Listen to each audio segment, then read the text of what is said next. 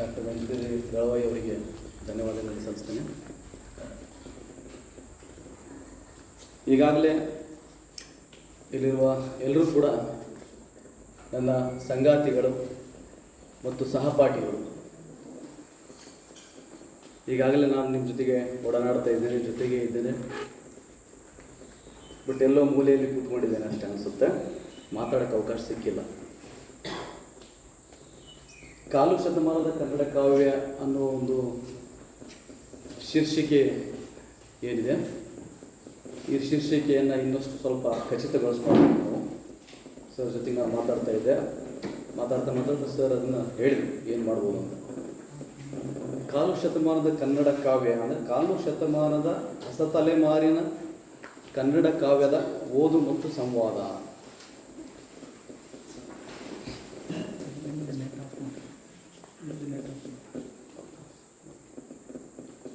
ಓದು ಮತ್ತು ಸಂವಾದ, ಹೊಸ ತಲೆಮಾರಿನ ಕನ್ನಡ ಕಾವ್ಯದ ಓದು ಮತ್ತು ಸಂವಾದ ಅನ್ನೋ ಅರ್ಥದಲ್ಲಿ ನಾವು ಇಡೀ ಒಂದು ಚರ್ಚೆಯನ್ನು ಮತ್ತು ಮಾತನ್ನು ಕಟ್ತಾ ಹೋಗೋಣ ಅಂತ ಅನಿಸುತ್ತೆ. ಭಾಳ ಗಂಭೀರವಾಗಿ ಕುಳಿತುಕೊಳ್ಳೋ ಅವಶ್ಯಕತೆ ಇಲ್ಲ. ಇವತ್ತಾದ್ರೂ ನಾವು ನಗ್ಬೋದು ಅಂತ, ಇವತ್ತೊಂದು ದಿನ ಅದು. ಯಾಕಂದರೆ ಈಗಾಗಲೇ PhD ಮತ್ತು ಅದರ ಕೋರ್ಸ್ ವರ್ಕು, ಅಲ್ಲಿ ಬಂದಿರತಕ್ಕಂಥ ಪರಿಕಲ್ಪನೆಗಳು, ಹೌದಾ, ಅದರ ಭಾರವನ್ನು ನಾವು ಈಗಾಗಲೇ ಹೊತ್ಕೊಂಡಿದ್ದೀವಿ. ಅದನ್ನು ಕಳಿಸಿದಾಗ ಮಾತ್ರ ಕಾವ್ಯ ಅರ್ಥ ಆಗೋದು. ಇದು ನಾನು ಇಲ್ಲೇ ನಿಂತು ಇಲ್ಲೇ ಹೇಳ್ತಕ್ಕಂಥ ಮಾತು. ಯಾಕಂತಂದರೆ ಒಂದು ಗಾದೆ ಮಾತಿದೆ, ಉಗುರಿಗೆ ಹೋಗೋದನ್ನು ನಮ್ಮ ಪರಿಕಲ್ಪನೆಗಳು ಭಾಳ ಸಲ ಹಂಗೆ ಆಗ್ತವೆ. ಒಂದು 2 ವರ್ಷದ ಹಿಂದೆ ಮೈಸೂರು ಆಕಾಶವಾಣಿಯವರು ಒಂದು ಫೋನ್ ಮಾಡಿದರು ನನಗೆ. ಯುಗಾದಿ ಕವಿಗೋಷ್ಠಿ ಮಾಡ್ತಾ ಇದ್ದೀವಿ ನಾವು, ಆನ್ಲೈನ್ ಕವಿಗೋಷ್ಠಿ. ಹೀಗಾಗಿ ನೀವು ಆ ಕವಿಗೋಷ್ಠಿಗೆ ಚಾಲನೆ ನೀಡಬೇಕು, ಮಾತನಾಡಿ ಚಾಲನೆ ನೀಡಬೇಕು ಅಂತ ಹೇಳಿದರು. ಏನು ಮಾತಾಡೋದು, ಅವರು ಆ್ಯಕ್ಚುಲಿ ಅಕಾಡೆಮಿಕ್ ವಲಯದವರಲ್ಲ, ಅವ್ರಿಗೆ ವಿಮರ್ಶೆ ಇವೆಲ್ಲ ಬೇಡ.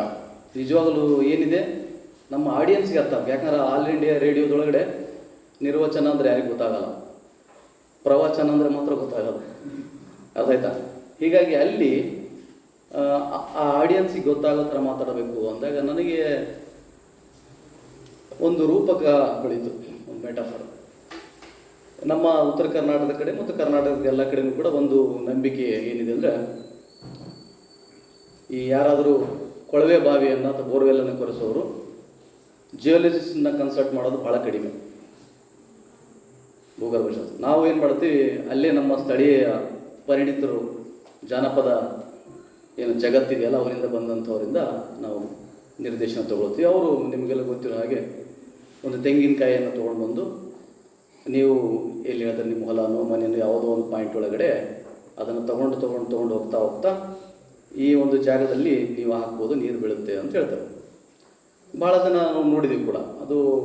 ಅದನ್ನು ನಾವು ಮೂಢನಂಬಿಕೆ ಅನ್ನೋ ಅರ್ಥದಲ್ಲ, ಮೆಟಫರ್ ಅನ್ನೋ ಅರ್ಥದಲ್ಲಿ ನೋಡೋಣ. ಎಷ್ಟೋ ಸಲ ಏನಾಗಿರುತ್ತೆ, ನೀರಿರೋ ಜಾಗದಲ್ಲಿ ಏನಾಗುತ್ತಂತೆ, ತೆಂಗಿನಕಾಯಿ ನಿಂತ್ಕೊಳ್ಳುತ್ತೆ ಅಂತ.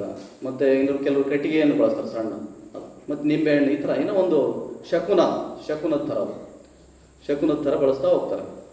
ಅದಕ್ಕೆ ನಾನು ಹೇಳಿದೆ, ನೋಡ್ರಿ, ಕರ್ನಾಟಕದ ತುಂಬ ತೆಂಗಿನಕಾಯಿ ಹಿಡ್ಕೊಂಡು ನಾನು ಓಡಾಡಿದ್ರೆ ಎಲ್ಲಿ ಕಾವ್ಯದ ನೀರು ಬೀಳುತ್ತೆ ಎಲ್ಲಿ ಬೀಳಲ್ಲ ಅಂತ ಹೇಳ್ಬೋದು ನಾನು ಅಂತ ಅವ್ರು ಹೇಳ್ರಿ ಅಂತಂದರು. ಇಲ್ಲಿ ಒಂದು ಬೀದರಿಂದ ಶುರು ಮಾಡೋಣ ಅಂದಾಗ ಇಲ್ಲಿ ನೋಡ್ರಿ, ಬೀದರಿಂದ ಏನಪ್ಪ ನೀರು ಇದೆ, ಪರವಾಗಿಲ್ಲ. ಆನಂತರ ಗುಲ್ಬರ್ಗದಲ್ಲಿ ನೀರಿದೆ, ಪರವಾಗಿಲ್ಲ. ರಾಯಚೂರಿನಲ್ಲಿ ಸ್ವಲ್ಪ ನೀರು ಜಾಸ್ತಿ ಇದೆ ಅಂತ ಹೇಳಿದ್ರು. ಆಮೇಲೆ ಬಳ್ಳಾರಿಯಲ್ಲಿ ನೀರಿದೆ. ಆಮೇಲೆ ಮುಂದೆ ಹೋಗ್ತಾ ಚಿತ್ರದುರ್ಗ ಬರಗಾಲ ಇದೆ ಸರ್, ನೀರು ಬರ್ತಾ ಇಲ್ಲ, ಹೌದಾ? ಆಮೇಲೆ ಹಿಂಗೆ ಕರಾವಳಿ ಕಡೆ ಹೋದರೆ ಅಲ್ಲಿ ಸಮುದ್ರ ಇದೆ, ಅಲ್ಲಿ ಈ ಥರ ನೀರಿದೆ. ಧಾರವಾಡದಲ್ಲಿ ನೀರಿಲ್ಲ.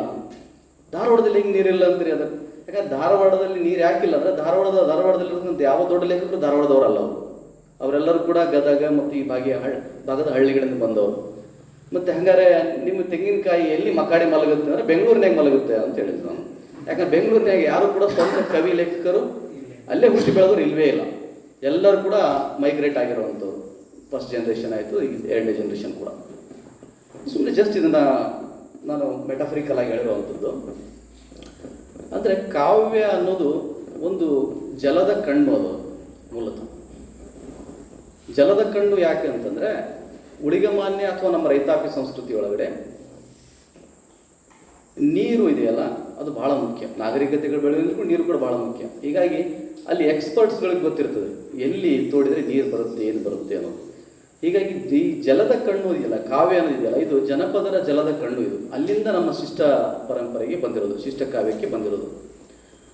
ಈ ಒಂದು ತೇವವನ್ನು ಅಥವಾ ಒಂದು ಪಸೆಯನ್ನು ಅಥವಾ ಒಂದು ಬಗೆಯ ಆರ್ದ್ರತೆಯನ್ನು ಮನಸ್ಸಿನ ರೂಪದಲ್ಲಿ ಮಾನಸಿಕವಾಗಿ ನಾವು ಅದನ್ನು ಅನುಭವಿಸಿದ್ದಿಲ್ಲ, ಅದೇ ಒಂದು ಕಾವ್ಯ ಅಷ್ಟೇ, ಮತ್ತೇನೂ ಇಲ್ಲ. ಕಾವ್ಯ ಅಂದರೆ ಅದು ನಮ್ಮ ಮನಸ್ಸಿನ ತೇವ. ನಮ್ಮ ಸ್ನೇಹಿತರಾದ ಅರವಿಂದ್ ಪಾಟೀಲ್ರವರು ಡಾಕ್ಟರ್ ಇದ್ದಾರೆ ಬಳ್ಳಾರಿಯಲ್ಲಿ. ಅವರು ಕೂಡ ಒಂದ್ಸಲ ಒಂದು ವಿಷಯ ಹೇಳಿದರು. ಏನು ಹೇಳಿದ್ರಪ್ಪ ಅಂದರೆ, ಒಬ್ಬರು ಮಾರವಾಡಿ ಕವಿತೆಯನ್ನು ಬರ್ಕೊಂಡು ಬಂದು ನನಗೆ ತೋರಿಸಿ ಆಶ್ಚರ್ಯ ವ್ಯಕ್ತಪಡಿಸಿದರು. ಅದು ಆಶ್ಚರ್ಯ ಆಗುವಂತೆ ಮಾಡಿದರು ನನಗೆ. ಯಾಕೆ ಆಶ್ಚರ್ಯ ಅಂದರೆ, ಅವ್ರು ಯಾವತ್ತೂ ಕಾವ್ಯದ ಬಗ್ಗೆ, ಕವಿತೆ ಬಗ್ಗೆ ಯೋಚನೆ ಮಾಡಿರಲಿಲ್ಲ. ಅವರು ಯಾವತ್ತೂ ಕೂಡ ವ್ಯಾಪಾರ, ರಿಯಲ್ ಎಸ್ಟೇಟು, ಅದು ಇದು ಅಂತಲೇ ಯೋಚನೆ ಮಾಡ್ತಕ್ಕಂಥ ವ್ಯಕ್ತಿ. ಆದರೆ ಒಮ್ಮೆದೊಮ್ಮೆಲೆ ಸಡನ್ ಆಗಿ ಕವಿತೆ ಬರ್ಕೊಂಡು ಬಂದು ನನಗೆ ಆಶ್ಚರ್ಯ ಆಯಿತು. ನೋಡಿದೆ, ಪರವಾಗಿಲ್ಲ, ಕವಿತೆ ಲಯ ಎಲ್ಲ ಚೆನ್ನಾಗಿದೆಯಲ್ಲ ಅಂತ ಅನಿಸ್ತು. ಮತ್ತು ನವೋದಯ ಶೈಲಿಯಲ್ಲಿ ಇತ್ತು ಅಂತ. ನೆಕ್ಸ್ಟ್ ಡೇ ಮತ್ತೆ ಇನ್ನೊಂದು ಕವಿತೆಯನ್ನು ಬರ್ಕೊಂಡು ಬಂದರು, ಮತ್ತು ನೆಕ್ಸ್ಟ್ ಡೇ ಇನ್ನೊಂದು ಕವಿತೆಯನ್ನು ಬರ್ಕೊಂಡು. ಬಟ್ ಇವರಿಗೆ ಅವಾಗ ಆಶ್ಚರ್ಯ ಆಯಿತು.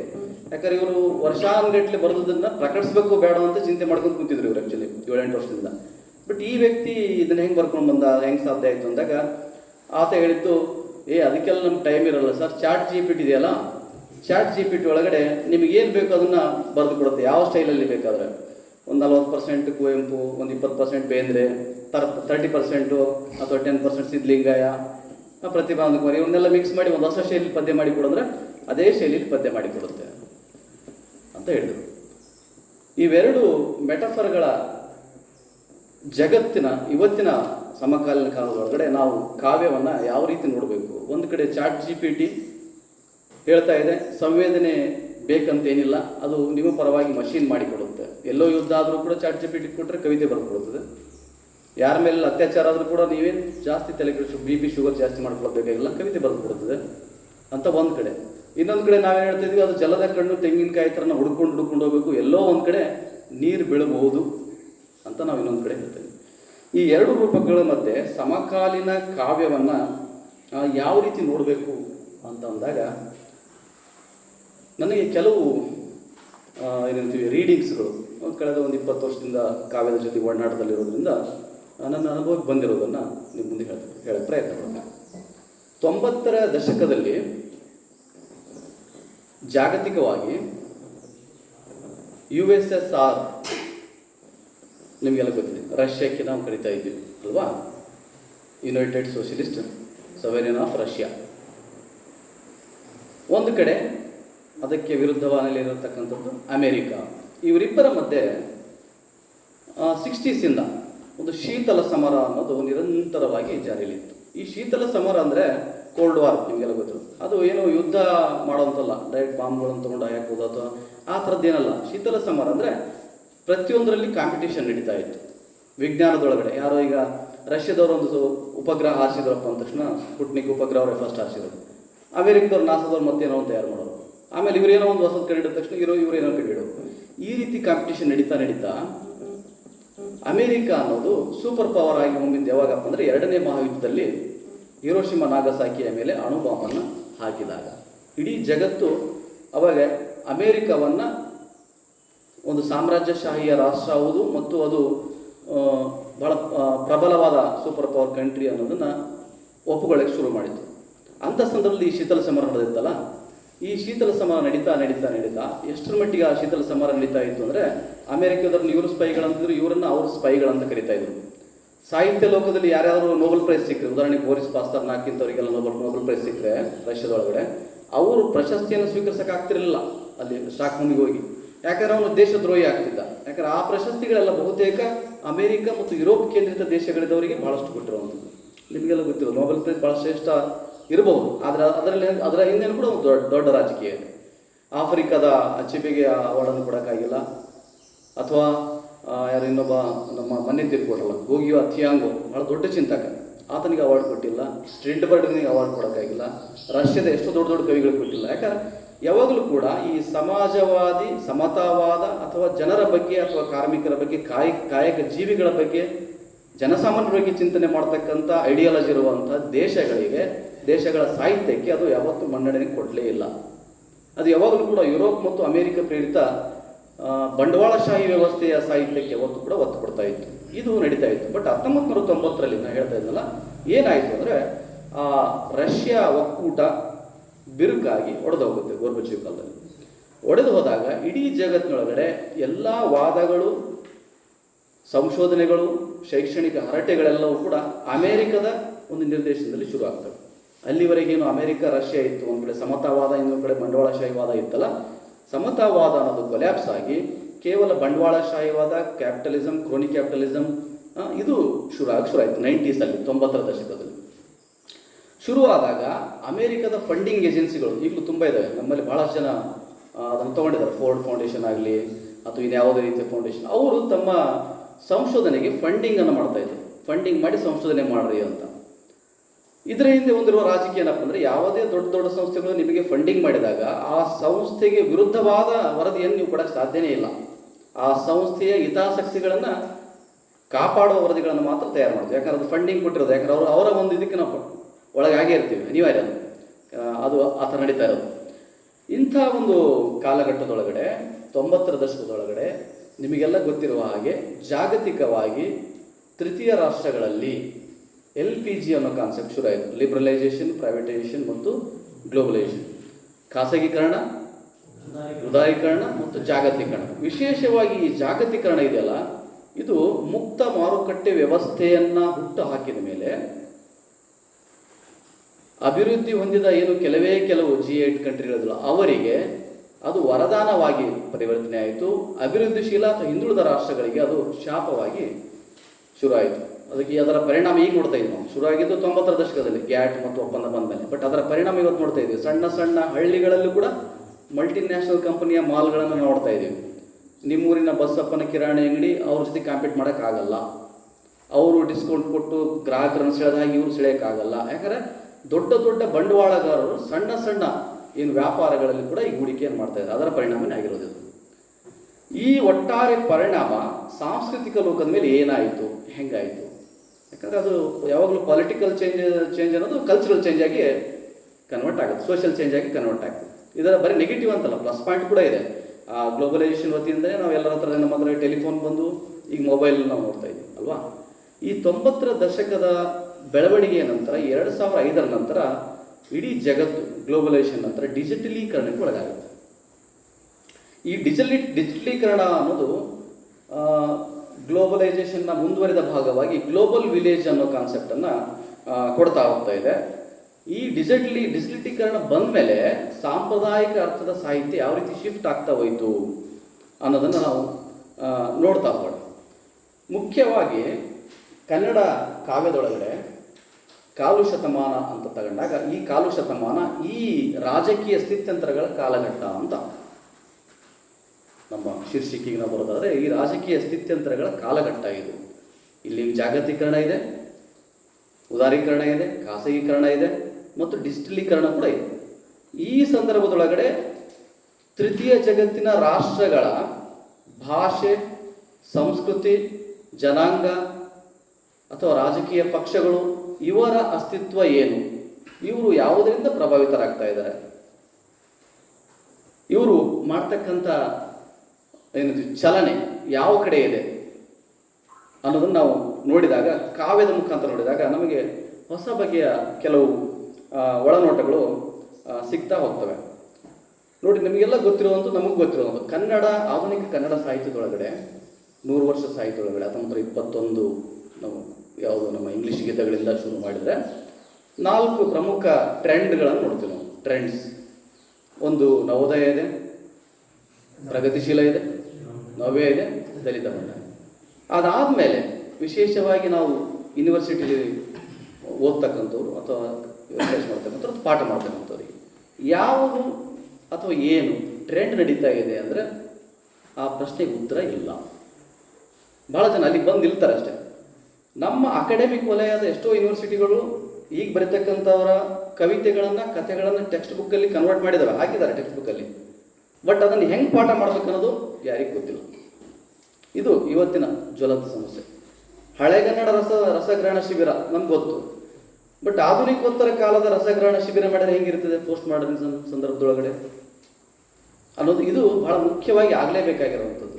ಯಾಕಂದರೆ ಟೆಕ್ಸ್ಟ್ ನಿಮ್ಮ ಮುಂದೆ ಇದೆ, ಅದನ್ನು ಅನಲೈಸ್ ಮಾಡುವ ಮೆಥಡಾಲಜಿನೋ ಅಥವಾ ವೈಜ್ಞಾನಿಕತೆನೋ ಏನು ನಾವು ಕೇಳ್ತಾ ಇದ್ದೀವಲ್ಲ, ಅದು ಎಲ್ಲಿದೆ, ಅದನ್ನು ಯಾವ ರೀತಿ ನೋಡಬೇಕು ಅನ್ನುವ ಪ್ರಶ್ನೆ ಇಲ್ಲಿ ಉದ್ಭವ ಆಗುತ್ತೆ.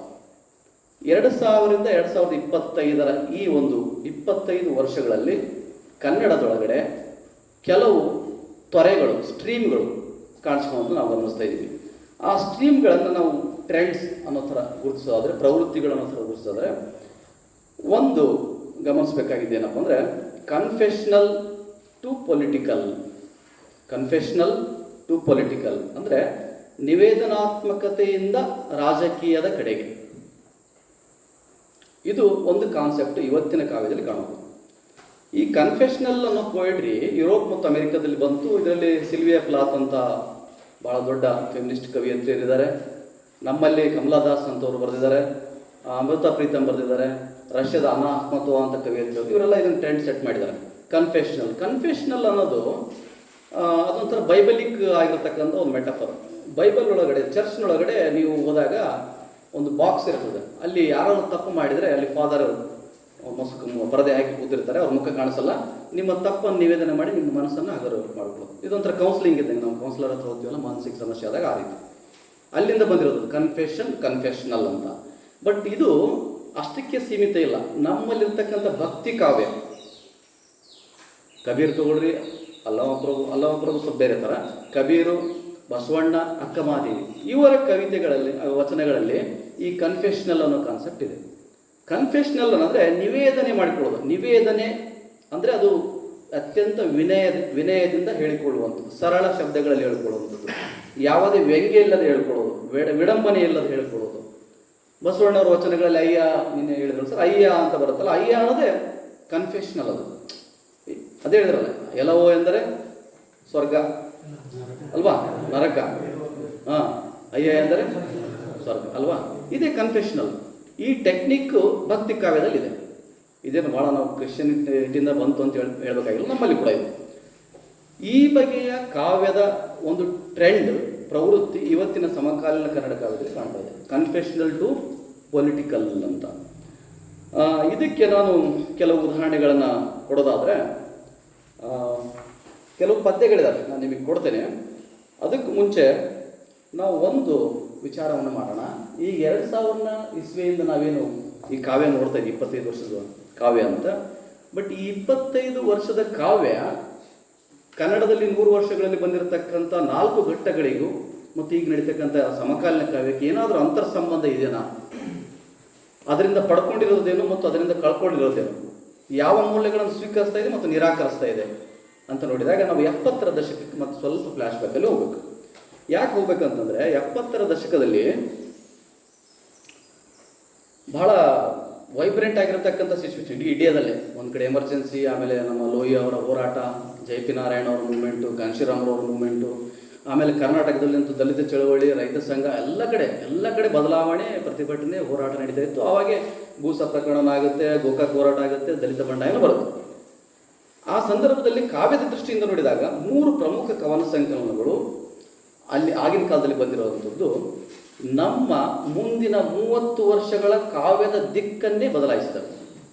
ಮೊದಲನೇದಾಗಿ 1975ರಲ್ಲಿ ಬಂದಿರತಕ್ಕಂಥ ಹೊಲೆ ಮಾದಿಗರ ಆಳು ಸಿದ್ಧಲಿಂಗಯ್ಯ ಅವರು. ಅಲ್ಲಿವರೆಗೂ ಪಿಸುಮಾತಿನಲ್ಲಿ ಇರ್ತಕ್ಕಂಥ ಕಾವ್ಯವನ್ನು ಅವರು ಎಲ್ಲಿಗೆ ತಂದರು ಅಂದರೆ ಬೀದಿಗೆ ತಂದರು. ಅದು ಹೇಳಿದ್ರು ಬಂಡಾಯದಲ್ಲಿ, ಕಾವ್ಯ ಬಂತು ಬೀದಿಗೆ ಅಂತ. ಕಾವ್ಯ ಎಲ್ಲಿಗೆ ಬಂತು? ಬೀದಿಗೆ ಬಂತು ಅಂತ. ಅದು ಭಾಳ ಮೊದಲ ಸಂಕಲನ. ಅದಾದಮೇಲೆ ಇನ್ನೊಂದು ಪ್ರಮುಖ ಸಂಕಲನ ಬರುತ್ತೆ, ಪ್ರತಿಭಾ ನಂದಕುಮಾರ್ ಅವರು ನಾವು ಹುಡುಗಿಯರೇ ಹೀಗೆ ಅಂತ. ಇದು ಒಂದು ಸ್ಟ್ರೀಮ್. ಇದು ಕೂಡ ಮುಂದಿನ 30 ವರ್ಷಗಳ ಕನ್ನಡ ಕಾವ್ಯವನ್ನು ಬೇರೆ ದಿಕ್ಕಿನಲ್ಲಿ ಕರ್ಕೊಂಡೋಗಿರ್ತಕ್ಕಂಥ ಒಂದು ಪ್ರಮುಖ ಏನಂತೀವಿ ಸಂಕಲನ. ಅದ್ರ ಜೊತೆಗೆ ಇನ್ನೊಂದು ಟ್ರೆಂಡ್ ಬಂತು, ಎಚ್ ಎಸ್ ಶಿವಪ್ರಕಾಶ್ ಅವರ ಮಳೆ ಬಿದ್ದ ನೆಲದಲ್ಲಿ. ಇದು 1987ರಲ್ಲಿ ಬರುತ್ತೆ ನೋಡಿ. ಒಂದು ಕಡೆ ಸಬಲ್ಟರ್ನ್ ವಾಯ್ಸ್ ಇದೆ, ದಲಿತ ಕವಿ ಸಿದ್ಧಲಿಂಗಯ್ಯ ಅಲ್ಲಿ ಅವರ ಸ್ಟ್ರಕ್ಚರ್ ಇದೆ. ಅವರು ಕುವೆಂಪುರವರ ಛಂದಸ್ಸನ್ನೇ ಬಳಸಿಕೊಂಡು ಕಾವ್ಯವನ್ನು ಹೇಗೆ ಪ್ರಗತಿಪರವಾಗಿ ಜನರಿಗೆ ಮುಟ್ಟಿಸ್ಬೋದು ಅಂತ ಕ್ರಾಂತಿ ಕಾವ್ಯ ಅನ್ನುತ್ತಾರೆ, ಹಾಡು ಕಾವ್ಯ ಅನ್ನುತ್ತಾರೆ, ಅದ್ರ ಬಗ್ಗೆ ಅವ್ರು ಪ್ರಯೋಗ ಮಾಡಿದ್ರು. ಇನ್ನೊಂದು ಕಡೆ ಪ್ರತಿಭಾನಂದ ಕುಮಾರ್ ಅಂತವರು ನಾವು ಹುಡುಗಿಯರು ಹೀಗೆ ಅಂತ ಕವನ ಬರೆದಾಗ ಪೇಟ್ರಿಯಾರ್ಕಿ ಸೊಸೈಟಿಯನ್ನು ಕಾವ್ಯದಲ್ಲಿ ಯಾವ ರೀತಿ ಪ್ರಶ್ನೆ ಮಾಡ್ಬೋದು ಕಾವ್ಯಾತ್ಮಕವಾಗಿ ಘೋಷಣೆಯಾಗಿ ಅನ್ನೋದನ್ನು ಪ್ರಯೋಗ ಮಾಡಿದ್ರು. ಆ ಪದ್ಯಗಳಿದ್ದಾವೆ, ನಾನು ನಿಮ್ಗೆ ಓದ್ತಾ ಹೋಗ್ತೀನಿ. ಇದು ಕೇವಲ ಒನ್ ವೇ ಸ್ಪೀಚ್ ಥರ ಬೇಡ, ಕೆಲವು ಉದಾಹರಣೆಗಳನ್ನು ಕೊಡ್ತಾ ಹೋಗೋಣ. ಅದೇ ರೀತಿ ಮಳೆ ಬಿದ್ದ ನೆಲದಲ್ಲಿ ಬಂದಾಗ ಶಿವಪ್ರಕಾಶ್ ಅವರು ಮೊಟ್ಟ ಮೊದಲ ಬಾರಿಗೆ ನಮ್ಮ ಅವೈದಿಕ ಆಚರಣೆಗಳ ಅನುಭಾವಿಕ ಪಂಥಗಳಾಗಿರ್ತಕ್ಕಂಥ ಸೂಫಿ, ಶರಣ ಮತ್ತು ತತ್ವ ಪದಕಾರರು ಮತ್ತು ಜನ್ ಏನಿದೆಲ್ಲ ಬುದ್ಧಿಸಮ್ ಫಿಲಾಸಫಿಯನ್ನು ಕವಿತೆಗಳಲ್ಲಿ ತಂದರು. ಅವರ ಮಿಲರೇಪ ಸಂಕಲನದಲ್ಲಿದೆ, ಮರುಳಶಂಕರ ದೇವರ ಪದ್ಯದಲ್ಲಿದೆ, ಸಮಗಾರ ಭೀಮ ಪದ್ಯದಲ್ಲಿ ಬರುತ್ತೆ, ಶಂಸೀರ್ ತಬ್ರೀಜ್ ಅಂತ ಒಂದು ಕವಿತೆ ಅದರಲ್ಲಿ ಬರುತ್ತದೆ. ಇದು ನೋಡ್ರಿ, 3 ಬಗೆಯ ತೊರೆಗಳು ಮುಂದಿನ 30 ವರ್ಷದ ಕನ್ನಡ ಕಾವ್ಯವನ್ನು ಪ್ರಭಾವಿಸಿದ್ದಾವೆ. ಅದರ ಒಂದು ಇನ್ಫ್ಲುಯೆನ್ಸ್ ನಾವು ಈ ಕಳೆದ 25 ವರ್ಷಗಳ ಕಾವ್ಯದಲ್ಲಿ ನೋಡ್ಬೋದು. ಒಂದು ಪ್ರತಿಭಾನಂದ ಕುಮಾರ್ ಅವರ ತೊರೆ ಸ್ಟ್ರೀಮ್, ಸಿದ್ಧಲಿಂಗಯ್ಯನವರ ತೊರೆ ಮತ್ತು ಶಿವಪ್ರಕಾಶ್ ಅವರ ಅನುಭಾವಿಕ ಪಂಥದ ತೊರೆ. ಈ ಹಿನ್ನೆಲೆಯಲ್ಲಿ ನಾವು ಸಮಕಾಲೀನ ಕಾವ್ಯವನ್ನು ನೋಡಿದಾಗ ಯಾವ ರೀತಿ ಇದೆ, ಯಾವ ರೀತಿಯ ಕವಿಗಳು ಮತ್ತು ಕವಿತೆಗಳು ಬರ್ತಾ ಇದ್ದಾರೆ ಅಂದಾಗ ನಾನು ಹೇಳಿದ್ದು ಕನ್ಫೆಷನಲ್ ಟು ಪೊಲಿಟಿಕಲ್ ಅಂತ. ಏನಿದು ಕನ್ಫೆಷನಲ್ ಟು ಪೊಲಿಟಿಕಲ್ ಕಾನ್ಸೆಪ್ಟ್ ಅಂತಂತಂದರೆ, ಇದರಲ್ಲಿ ಒಂದು ನ್ಯೂ ಸಿನ್ಸಿಯಾರಿಟಿ ಅಂತ ಒಂದಿದೆ. ನ್ಯೂ ಸಿನ್ಸಿಯಾರಿಟಿ ಅಂದರೆ ಹೊಸ ಬಗೆಯ ಪ್ರಾಮಾಣಿಕತೆ. ಈಗಿನ ಹೇಳಿದ್ರು ಈಗಿನ ಕಂಟೆಂಪ್ರರಿ ಕಾವ್ಯದ ಜಾಗತಿಕವಾಗಿ ಮತ್ತು ನಮ್ಮ ಕನ್ನಡದ ಅನ್ವಯಿಸೋದಾದರೆ ಹೊಸ ಬಗೆಯ ಪ್ರಾಮಾಣಿಕತೆ ಅಥವಾ ಅಥೆಂಟಿಸಿಟಿ, ಅಧಿಕೃತತೆ ಅನ್ನೋದು ಬರ್ತಾ ಇದೆ. ಇದು ಏನು ಮಾಡ್ತದೆ ಅಪ್ಪ ಅಂತಂದರೆ, ಪೋಸ್ಟ್ ಮಾಡರ್ನಿಸಮ್ ಕಾಲದ ಇವತ್ತಿನ ಘಟ್ಟದೊಳಗಡೆ ಈ ನ್ಯೂ ಸಿನ್ಸಿಯಾರಿಟಿಯ ಲಕ್ಷಣಗಳು ಅದು ನೇರವಾದ ಮಾತುಗಳಲ್ಲಿ ಕಾವ್ಯವನ್ನು ಹೇಳ್ತಾ ಇದೆ. ನೇರವಾದ ಮಾತುಗಳು, ಇಲ್ಲಿ ಛಂದಸ್ಸು, ಲಯ, ನಿಮ್ಮ ಮಾತ್ರೆ, ಗಣಗಳು ಯಾವುೂ ಇಲ್ಲ. ಯಾಕಂದರೆ ಇದು ಫ್ರೀ ವರ್ಸ್ ಪೋಯಿಟ್ರಿಯ ಕಾಲ. ನೇರವಾದ ಮಾತುಗಳು ಅವು ಎಲ್ಲಿಂದ ಬಂದಿದ್ದಾವೆ? ನೇರವಾಗಿ ಮನಸ್ಸಿನಿಂದ ಬಂದ ಮಾತುಗಳು. ಹೆಂಗೆ ನಮ್ಮ ಹಾಸ್ಪಿಟಲ್ಗೆ ಅಡ್ಮಿಟ್ ಆದಾಗ ಈ BP ಮಷಿನ್ ಹಾಕಿದಾಗ ನೇರವಾಗಿ ನಮ್ಮ ಹಾರ್ಟ್ ಬೀಟ್ ಕಾಣಿಸ್ಬಿಡ್ತಲ್ಲ, ಆ ರೀತಿ ಕಾವ್ಯ ನೇರವಾಗಿ ಹೃದಯದಿಂದ ಬರ್ತಾ ಇದೆ. ಛಂದಸ್ಸುಗಳನ್ನು ಮತ್ತು ನಿಮ್ಮ ಎಲ್ಲ ಏನಿದೆಯಲ್ಲ ವ್ಯಾಕರಣ ಅಥವಾ ಈ ಕಾವ್ಯದ ಮೀಮಾಂಸೆ ಅಂಶಗಳನ್ನು ಬಿಟ್ಟು ನೇರವಾಗಿ ಅವರು ಬರ್ತಾ ಇದ್ರು. ಒಂದು ನೇರ. ಇನ್ನೊಂದು ಕಡೆ ಎಮೋಷ್ನಲ್ ಹಾನೆಸ್ಟಿ ಅಂತ ಇದೆ, ಭಾವ ಪ್ರಾಮಾಣಿಕತೆ ಅನ್ನೋದು ಇವತ್ತಿನ ಕಾಲದಲ್ಲಿ ಕಾಣಿಸ್ತದೆ. ಯಾಕಂದ್ರೆ ನಿಮ್ಗೆ ಹೇಳಿದೆ, ಕನ್ಫೆಷನ್ ಅಂದ್ರೇ ನಿಮ್ಮ ಅಂತರಂಗದ ವಿಷಯ, ಕನ್ಫೆಷನ್ ಅದು ಭಾವ ಪ್ರಾಮಾಣಿಕತೆ ಕಾಣಿಸ್ಕೊಳ್ತಾ ಇದೆ. ಯಾಕಂದ್ರೆ ಮನಸ್ಸಿನ ಬಿಚ್ಚು ಮಾತು, ನಾನು ದುರ್ಬಲ ಅಂದರೆ ನಾನು ದುರ್ಬಲ, ಹೌದು. ನಾನು ಅಸ್ಪೃಶ್ಯ ಅಂದರೆ ನಾನು ಅಸ್ಪೃಶ್ಯ, ಹೌದು. ನಾನು ಅರಬ, ಒಂದು ಪದ್ಯ ಇದೆಲ್ಲ, ಇವನು ಕವಿ ಯಾರು, ಮೊಹಮ್ಮದ್ ದರ್ವೀಶ್, ನಾನು ಅರಬ, ನನಗೆ 8 ಜನ ಮಕ್ಕಳು, ಮುಂದಿನ ವರ್ಷ ಹುಟ್ಟಲಿದೆ, ಅವನ ಪದ್ಯದಲ್ಲಿದೆ. ಅಂದರೆ ತಮ್ಮ ಐಡೆಂಟಿಟಿಯನ್ನು ಯಾವುದೇ ಹಿಂಜರಿಕೆಯಿಲ್ಲದೆ ನೇರವಾಗಿ ಈ ತಲೆಮಾರಿನ ಕಾವ್ಯ ಕನ್ಫೆಷನ್ ರೂಪದಲ್ಲಿ ಹೇಳ್ಕೊಳ್ತಾ ಇದೆ, ನೇರ ಮಾತುಗಳಲ್ಲಿ ಹೇಳ್ತದೆ ಮತ್ತು ಅದನ್ನು ಭಾವ ಪ್ರಾಮಾಣಿಕತೆಯಲ್ಲಿ, ಎಮೋಷನಲ್ ಹಾನೆಸ್ಟಿಯಲ್ಲಿ ಹೇಳ್ತಾ ಇದೆ ಅಂತ. ಇಲ್ಲಿ ವ್ಯಂಗ್ಯ ಅನ್ನೋದಿರಲ್ಲ, ಐರನಿ ಅನ್ನೋದಿರಲ್ಲ. ಯಾಕಂದ್ರೆ ಐರನಿ ಅನ್ನೋದಿದೆಯಲ್ಲ, ವ್ಯಂಗ್ಯ ಇದೆಯಲ್ಲ, ಅದು ಅಲ್ಪಾಯುಷಿ. ಒಬ್ಬ ವ್ಯಕ್ತಿಯನ್ನು ಒಂದು ಕ್ಷಣ ಏನು ಮಾಡೋದು, ಕೆಣಕಿ ಬಿಡ್ಬೋದು ಅಷ್ಟೇ. ಆದರೆ ವಿಷಾದ ಇದೆಯಲ್ಲ, ಇದು ಏನಂತೀ ಶತಾಯುಷಿ ಇದ್ದಂಗಿದೆ, 106 ವರ್ಷ ಇರುತ್ತೆ. ವಿಷಾದ ಯಾವತ್ತೂ ಹೊರಟೋಗಲ್ಲ. ವ್ಯಂಗ್ಯ ಆ ಕ್ಷಣಕ್ಕೆ ನಿಮ್ಮನ್ನು ಸೆಟ್ ತರಿಸುತ್ತೆ ಮತ್ತು ಮರ್ತೋಗ ಮಾಡುತ್ತೆ. ಬಟ್ ವಿಷಾದ ನಮ್ಮಲ್ಲಿ ಉಳಿತದಲ್ಲ, ಅದು ಅಷ್ಟು ಬೇಗ ಹೊರಟೋಗಲ್ಲ. ಹೀಗಾಗಿ ಇಲ್ಲಿ ಕಾಣುವಂಥದ್ದು ನೇರವಾದ ಒಂದು ಮಾತು, ಆಮೇಲೆ ಭಾವ ಪ್ರಾಮಾಣಿಕತೆ ಮತ್ತು ಐರನಿ ಇಲ್ಲದ, ವ್ಯಂಗ್ಯ ಇಲ್ಲದ, ಸರಳ ಮತ್ತು ಮನಸ್ಸಿನಿಂದ ಬಂದಂಥ ವಾಕ್ಯಗಳು ಅಂತ. ಇಲ್ಲಿ ನಾವು ಗಮನಿಸಬೇಕಾಗಿರೋ ಅಂಶ ಏನಪ್ಪ ಅಂತಂದರೆ, ನಿಜವಾದ ಮಾತು ಅಂದರೆ ಹಾನೆಸ್ಟ್ ಎಕ್ಸ್ಪ್ರೆಷನ್ ಹೆಂಗಿರುತ್ತೆ ಅನ್ನೋದಕ್ಕೆ ಒಂದು ಉದಾಹರಣೆ, ನೆರಡನ ಕವಿತೆ, ಭಾಳ ಪ್ರಸಿದ್ಧವಾದ ಕವಿತೆ. ಅದನ್ನು ನಮ್ಮ 1972ರಲ್ಲಿ ಮರಳಿ ಬರುವೆ ಅನ್ನೋ ಸಂಕಲನದೊಳಗೆ ತೇಜಸ್ವಿನಿ ನಿರಂಜನ್ ಅವರು ಕನ್ನಡಕ್ಕೆ ಮೊಟ್ಟ ಮೊದಲಿಗೆ ಅನುವಾದಿಸಿದ್ದಾರೆ.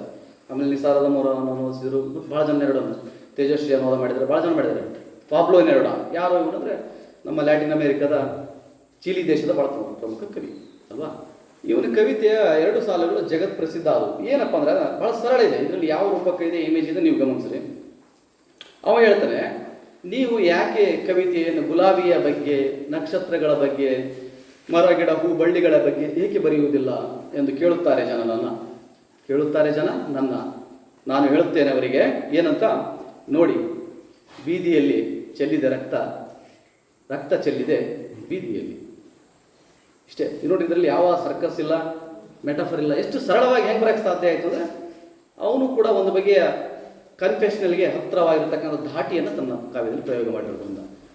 ಯಾಕೆ ವಚನಗಳು ನಮ್ಗೆ ಕನೆಕ್ಟ್ ಆಗ್ತಾ ಇದೆ ಅಂದರೆ, ಅಲ್ಲಿ ಸರ್ಕಸ್ ಇಲ್ಲ, ಈ ರೂಪಕ್ಕೆ ತರಬೇಕು, ಮೆಟಫರ್ ತರಬೇಕು, ಅವೆಲ್ಲ ಇಲ್ಲ, ನೇರವಾಗಿ ಬರ್ತಾ ಇದೆ. ಯಾಕಂದ್ರೆ ಅವ್ರು ಅನುಭವಿಸ್ತಾ ಇದ್ದಾರೆ. ಅದಕ್ಕೆ ಹೇಳ್ತಾರೆ ಸೆಲ್ಫ್ ಫೆಲ್ಟ್ ಎಕ್ಸ್ಪೀರಿಯನ್ಸ್.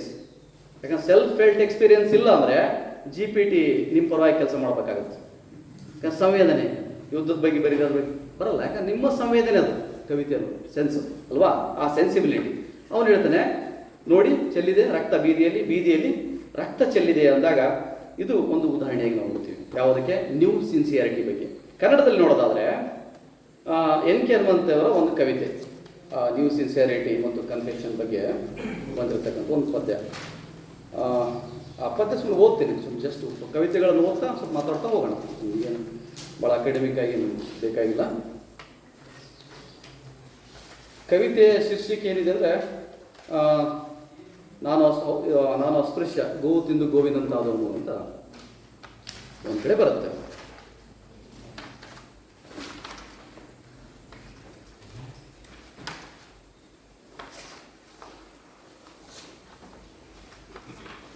ಓಕೆ, ಇಲ್ಲಿ ಬಂದಿದೆ ಪದ್ಯ.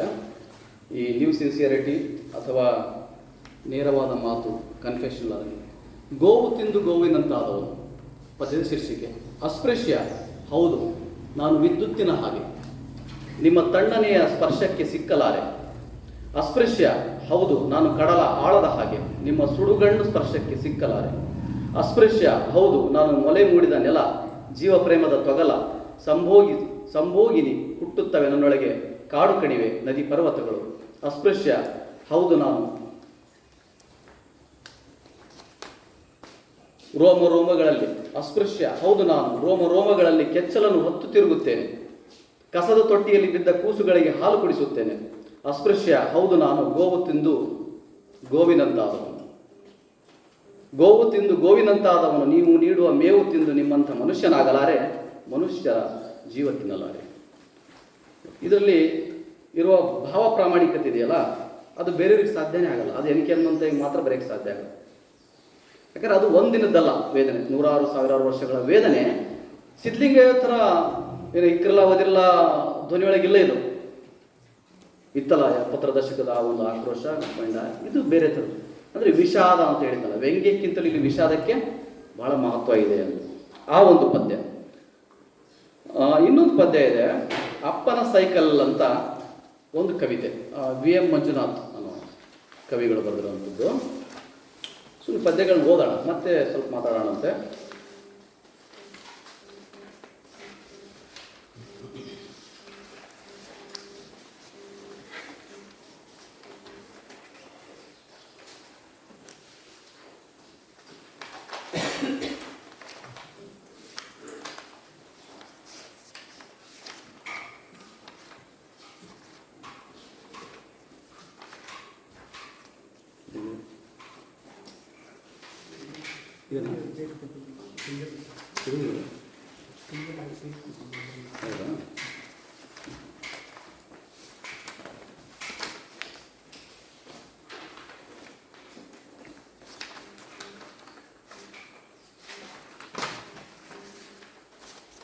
ಓಕೆ, ನಾನು ಮೊಬೈಲಲ್ಲೇ ನೋಡಿ ಹೇಳ್ತೀನಿ ನಿಮಗೆ. ಆ ಪದ್ಯ ಇದೆ ನನ್ನ ಹತ್ರ. ಅಪ್ಪನ ಸೈಕಲ್ ಅಂತ ಆ ಕವಿತೆ.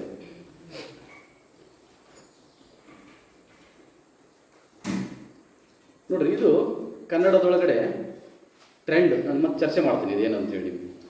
ಅಪ್ಪನ ಸೈಕಲ್ ಅದು ಈಗಲೂ ಸರಾಗವಾಗಿ ಚಲಿಸುತ್ತದೆ ಜಲ್ಲಿ ಕಲ್ಲುಗಳ ಕೂಪು ತಗ್ಗಿನ ರಸ್ತೆಗಳ ಮೇಲೆ. ಅದು ಈಗಲೂ ಸರಾಗವಾಗಿ ಚಲಿಸುತ್ತದೆ ಜಲ್ಲಿಕಲ್ಲುಗಳ ಉಪ್ಪು ತಗ್ಗಿನ ರಸ್ತೆಗಳ ಮೇಲೆ. ಅವನು ಓಡಾಡಿಸಿದ ಜಾಡನ್ನು ಹಿಡಿಯುವಾಗ ಅದು ದುಃಖಿಸುವುದನ್ನು ನೀವು ನೋಡಬೇಕು. ಅವನು ಓಡಾಡಿಸಿದ ಜಾಡನ್ನು ಹಿಡಿಯುವಾಗ ಅದು ದುಃಖಿಸುವುದನ್ನು ನೋಡಬೇಕು. ಒಂದು ಗಳಿಗೆ ನೀವು ನಕ್ಕು ಅಳದೆ ಇರಲಾರಿ. ಕಣ್ಣಿಲ್ಲದ ಹೆಳವನೊಬ್ಬ ಮುಗ್ಗರಿಸಿ ಬಿದ್ದಂತೆ ಗುಂಡಿಗೆ ಹೋಗಿ ಬೀಳುತ್ತದೆ ಅಪ್ಪನ ಸೈಕಲ್. ಅವನ ಗೆಳೆಯರು ಬ್ರ್ಯಾಂಡಿ, ಗೇರು ಹಣ್ಣು, ಸಪೋಟ, ಹಣ್ಣಿನ ವಾಸನೆ ಪಡೆಯುವ ಅವೇ ಉಡುಪುಗಳಲ್ಲಿ ದುಡಿಯುತ್ತಿರುವುದನ್ನು ಕ್ಷಣ ನಿಂತು ನೋಡುತ್ತದೆ.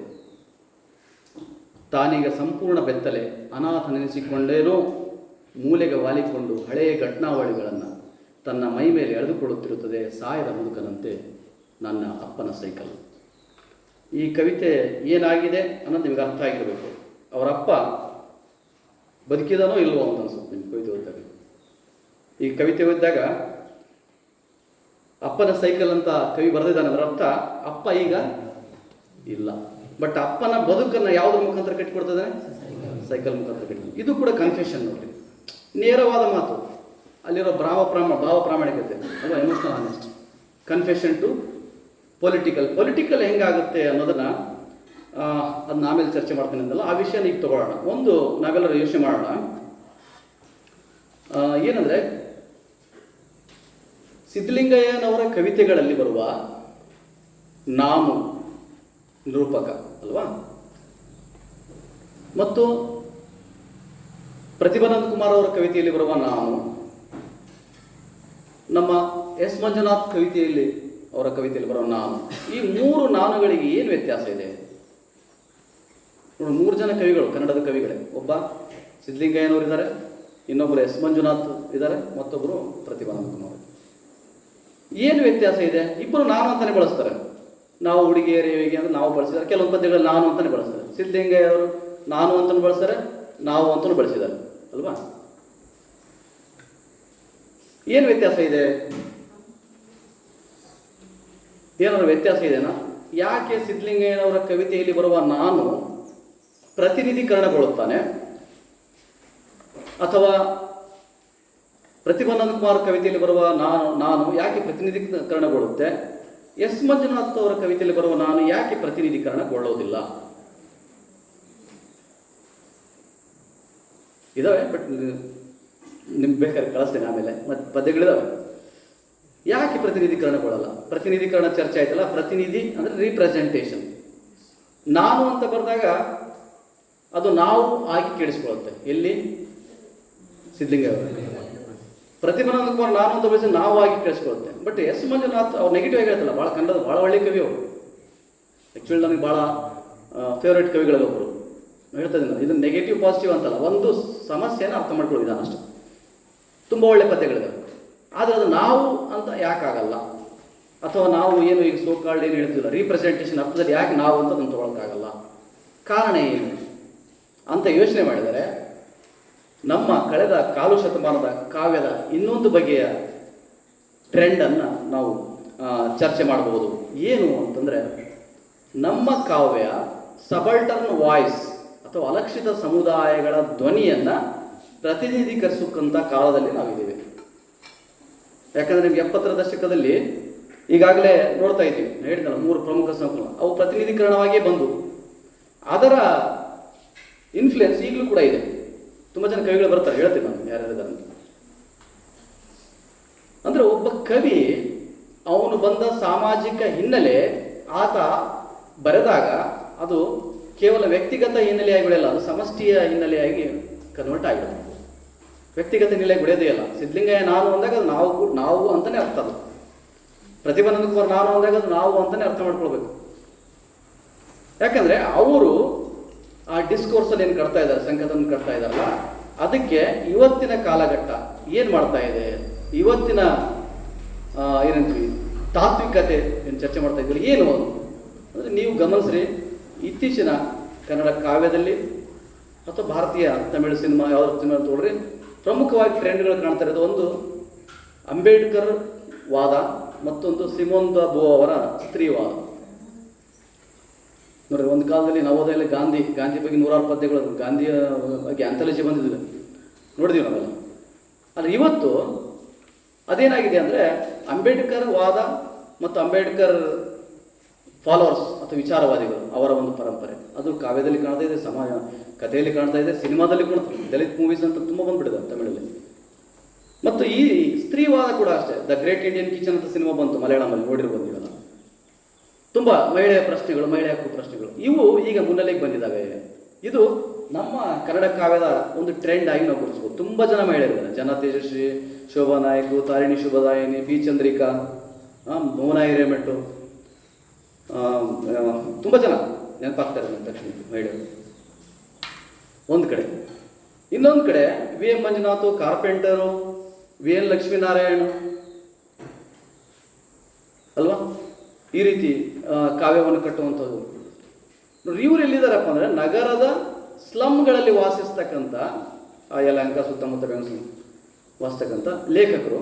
ಅವರು ಬೆಂಗಳೂರು ಅಂದ ತಕ್ಷಣ ನಾವು ಬಹುತೇಕ ಅನ್ನೋದು ಮಲ್ಟಿ ಏನಂತೀವಿ ಸಿಲಿಕಾನ್ ಸಿಟಿ, ಸಾಫ್ಟ್ವೇರ್ ಜಗತ್ತು ಅಂತ. ಬಟ್ ಹಂಗಲ್ಲ. ಇವರ ಕಾವ್ಯ ಸಾಹಿತ್ಯ ನೋಡಿದರೆ ಬೆಂಗಳೂರನ್ನು ಕಟ್ಟಲು ಬಂದಂಥ ಜನ ಏನಿದಾರಲ್ಲ, ಉತ್ತರ ಕರ್ನಾಟಕದಲ್ಲಿ ಬಂದಿದ್ದಾರೆ, ಎಲ್ಲೋ ವಲಸೆ ಬಂದಿರಲ್ಲ, ಅಲ್ಲಿ ಏನು ಸ್ಲಮ್ಗಳು ಏರ್ಪಟ್ಟಿದ್ದಾವಲ್ಲ ಅಲ್ಲಿಯ ಬದುಕು ಹೇಗಿದೆ.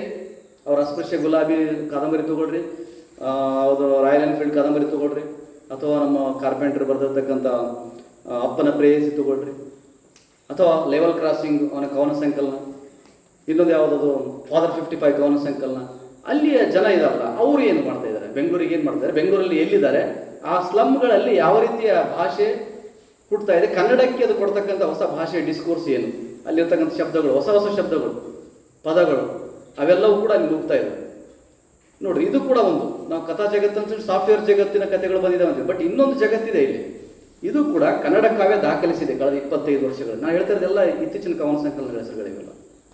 ಇದು ಅಲ್ಲಿ ಕಾಣಿಸ್ತಾ ಇದೆ. ಇದನ್ನು ನಾವು ಯಾವ ರೀತಿ ನೋಡಬೇಕು ಅನ್ನೋದಾದರೆ, ಇದನ್ನು ನಾವು ಸ್ಲ್ಯಾಮ್ ಪೋಯಟ್ರಿ ಅನ್ನೋದ್ರಲ್ಲಿ ನೋಡ್ಬೋದೇನೋ ಅಂತ ನನಗೆ. ಸ್ಲ್ಯಾಮ್ ಪೋಯಟ್ರಿ ಅಂದರೆ ಪರ್ಫಾರ್ಮೆನ್ಸ್ ಪೋಯಟ್ರಿ.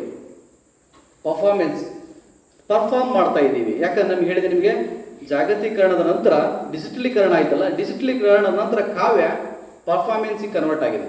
ಯೂಟ್ಯೂಬಲ್ಲಿ ಓದಿ ಹಾಕ್ಬೋದು, ಹಾಡಿ ಹಾಕ್ಬೋದು, ವಿಡಿಯೋ ಮಾಡಿ ಹಾಕ್ಬೋದು, ರೀಲ್ಸಲ್ಲಿ ಹಾಕ್ಬೋದು, ಇನ್ಸ್ಟಾಗ್ರಾಮಲ್ಲಿ ಹಾಕ್ಬೋದು. ಅಂದರೆ ಕವಿತೆ ಕೇವಲ ಸಾಂಪ್ರದಾಯಿಕ ಅರ್ಥದಲ್ಲಿ ಪುಸ್ತಕದಲ್ಲಿ ಪ್ರಕಟ ಆಗಬೇಕು ಅನ್ನೋ ಟ್ರೆಂಡ್ ಈಗ ಹೊರಟೋಗ್ತಾ ಇದೆ. ಕಳೆದ ಒಂದು 10 ವರ್ಷ ಗಮನಿಸಿದರೆ ಹೋಗ್ತಾ ಇದೆ. ಅದು ಡಿಜಿಟಲೀಕರಣದ ರೂಪದಲ್ಲಿ ಸ್ಕ್ರೀನ್ ಮೇಲೆ ನೋಡುವಂಥ ದೃಶ್ಯ ಕಾವ್ಯವಾಗಿ ಆಗ್ತಾಯಿದೆ. ನಾನೊಬ್ಬ ವಿಯೆಟ್ನಾಂ ಕವಿ ಹತ್ರ ಅನುವಾದ ಮಾಡ್ಬೇಕಾದ್ರೆ ಆಕೆ ಒಂದು ಸಾಲ ಅರ್ಥ ಆಗಲ್ಲ ನನಗೆ. ಗ್ರಾಫಿಕ್ ಪೋಯಿಟ್ರಿ ಅಂತ ಬಳಸಿಲ್ಲ ಆಕೆ ಶಬ್ದ. ಒಥಿನ್ ಉಮಾಯ್ ಅಂತ ಆಕೆ ಹೆಸರು, ವಿಯೆಟ್ನಾಂ ಕವಿಯತ್ರಿ. ಗ್ರಾಫಿಕ್ ಪೋಯಿಟ್ರಿ ನನಗೆ ಅರ್ಥನೇ ಆಗಲ್ಲ ಏನು ಅಂತ. ಇಂಟರ್ನೆಟ್ಟಲ್ಲಿ ಹುಡುಗಿರು ಸಿಗಲಿಲ್ಲ. ಮತ್ತು ಆಕೆಗೆ ನಾನು ಮತ್ತೆ ಫೋನ್ ಮಾಡಿದಾಗ ಗ್ರಾಫಿಕ್ ಪೋಯಿಟ್ರಿ ಅಂದರೆ ದೃಶ್ಯ ಕಾವ್ಯ ಅಂತ. ಎ ಕೆ ರಾಮಾನುಜನ್ ಕವಿತೆಗಳು ಆ ಥರ ಇದೆ. ನಾನು ಇಳಿಯುತ್ತಿದ್ದೇನೆ, ಈ ಇಳಿಯುತ್ತಿದ್ದೇನೆ ಅಂತ ಬರೆಯೋದು ಕೆಳಗೆ ಈ ಇಳಿಯುತ್ತಿದ್ದೇನೆ ಅಂದರೆ ಶಬ್ದ ಭಾಷೆಯಲ್ಲಿ ದೃಶ್ಯವಾಗಿ ಏನಾಗ್ತಾ ಇದೆ ಕನ್ನಡ. ನಾನು ಒಂದೇ, ಆಮೇಲೆ ಈ ಇಳಿಯುತ್ತಿದ್ದೇನೆ. ಓದ್ಬೇಕಾದ್ರೆ ಅದು ಇಳಿಯೋ ಫೀಲ್ ಆಗ್ಬೇಕು ನಿಮಗೆ.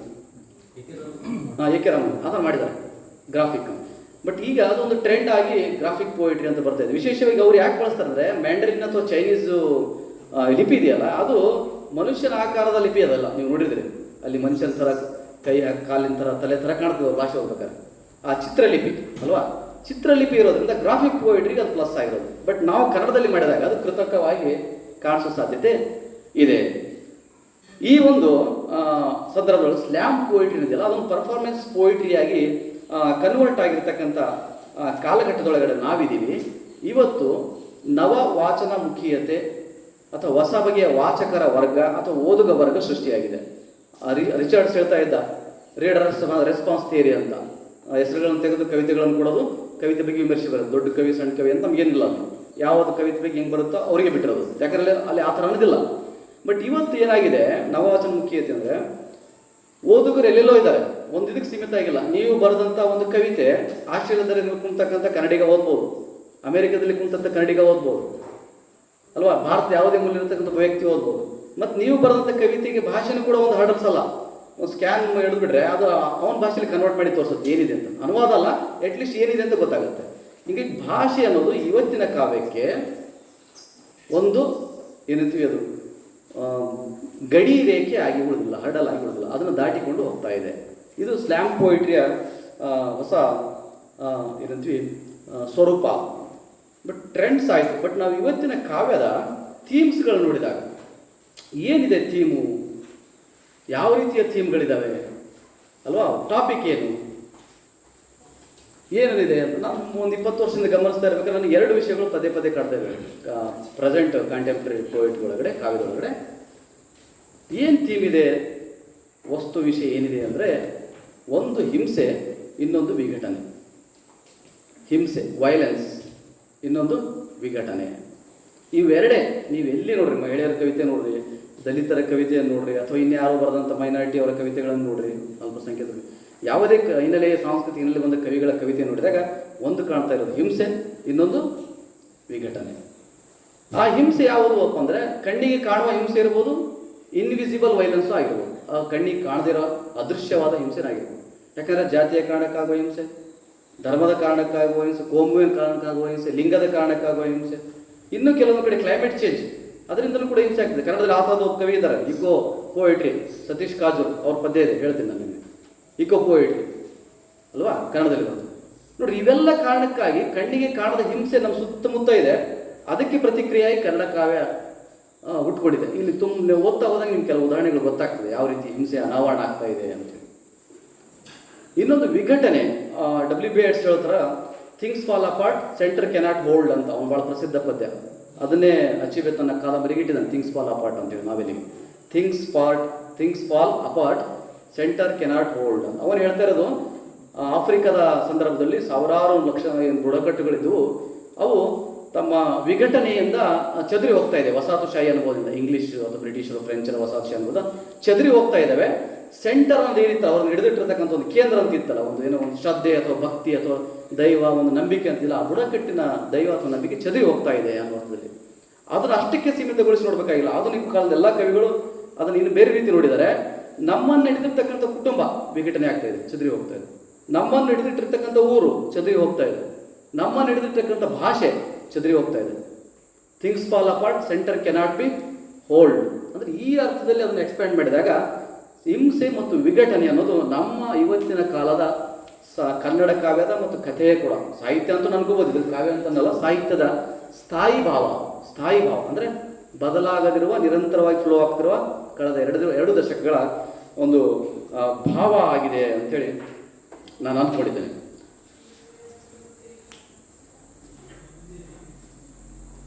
ಕೆಲವು ಪದ್ಯಗಳು ನಿಮಗೆ ಉದಾಹರಣೆ ನಾನು ಹೇಳ್ತೇನೆ. ಹಿಂಸೆ ಮತ್ತು ಇದನ್ನು ಇಟ್ಕೊಂಡಿರುವಂಥದ್ದು.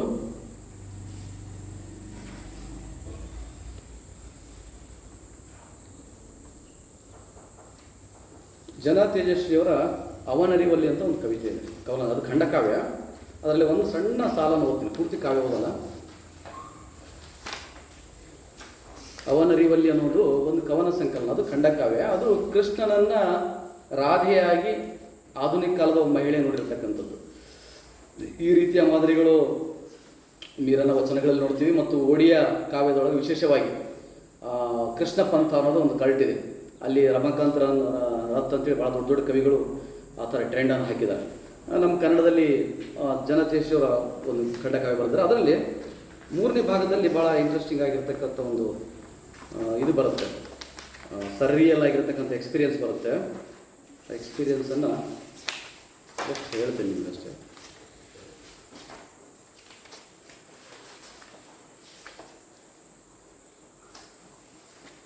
ಅವರು ಕೃಷ್ಣನನ್ನ ಕೊನೆಯಲ್ಲಿ ಹೇಳ್ಬೇಕಾದ್ರೆ ಕೊನೆ ಮುಗಿಸ್ತಾರೆ.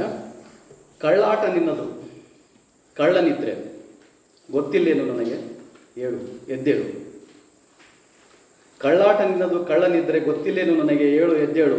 ಬಾ ಎಡಮೂಲೆಗೆ ಅಳಬೇಡವೋ, ಬಲಗಡೆಯ ಜೀವ ಕುಡಿದ ಮೇಲೆ ಎಡಗಡೆಯ ಸಾವು ಕುಡಿಯದಿದ್ದರೇನು ಪ್ರಯೋಜನ ಹೇಳು. ತಗೋ ಹಾಗೆ ಕಣ್ಮುಚ್ಚಿ ಹೀರು ಸಾವೊಂದಿಷ್ಟು, ಮೊಲೆಯ ಬಿಗಿ ಹಗುರಾಗಲಿ ನಿನ್ನಿಂದ ಸಾವು ಬದುಕಾಗಲಿ. ಏನನ್ನು ಹೇಳ್ತಾ ಇದೆ ಈ ಕಾವ್ಯ ಅಥವಾ ಈ ಒಂದು ಭಾಗ ಅಂತಂದಾಗ, ಕನ್ನಡ ಕಾವ್ಯದ ಭಾಷೆ ಹೆಣ್ಣಾಗುವ ಪ್ರಕ್ರಿಯೆಯಲ್ಲಿದೆ ಅಂತ. ಒಟ್ಟಾರೆಯಾಗಿ ಅದು ಯಾರೇ ಬರೆದಿರಲಿ, ಕನ್ನಡ ಕಾವ್ಯದ ಭಾಷೆನೇ ಹೆಣ್ಣಾಗುವ ಪ್ರಕ್ರಿಯೆಯಲ್ಲಿದೆ. ಇದು ನಾನು ಹೆಣ್ಮಕ್ಳು ಬರೆದಾರೆ ಅಂತ ಹೇಳ್ತಾ ಇಲ್ಲ. ತುರ್ವಿಯಾಳ್ ಚಂದ್ರ ಬರೆದಿರ್ತಕ್ಕಂಥ ಒಂದು ಕವಿತೆ ಇದೆ. ಅದು ಪ್ರಜಾವಾಣಿ ಕಾವ್ಯ ಸ್ಪರ್ಧೆ ನಡೆದಾಗ ಫಸ್ಟ್ ಟೈಮ್ ಮೊಟ್ಟ ಮೊದಲ ಬಾರಿಗೆ ಆ ಸ್ಪರ್ಧೆಯಲ್ಲಿ ಪ್ರಶಸ್ತಿ ಬಂದಿರತಕ್ಕಂಥ ಒಂದು ಕವಿತೆ. ದೇವರ ನಾಲಿಗೆ ಮೇಲೆ ಅಂತ ಪದ್ಯ.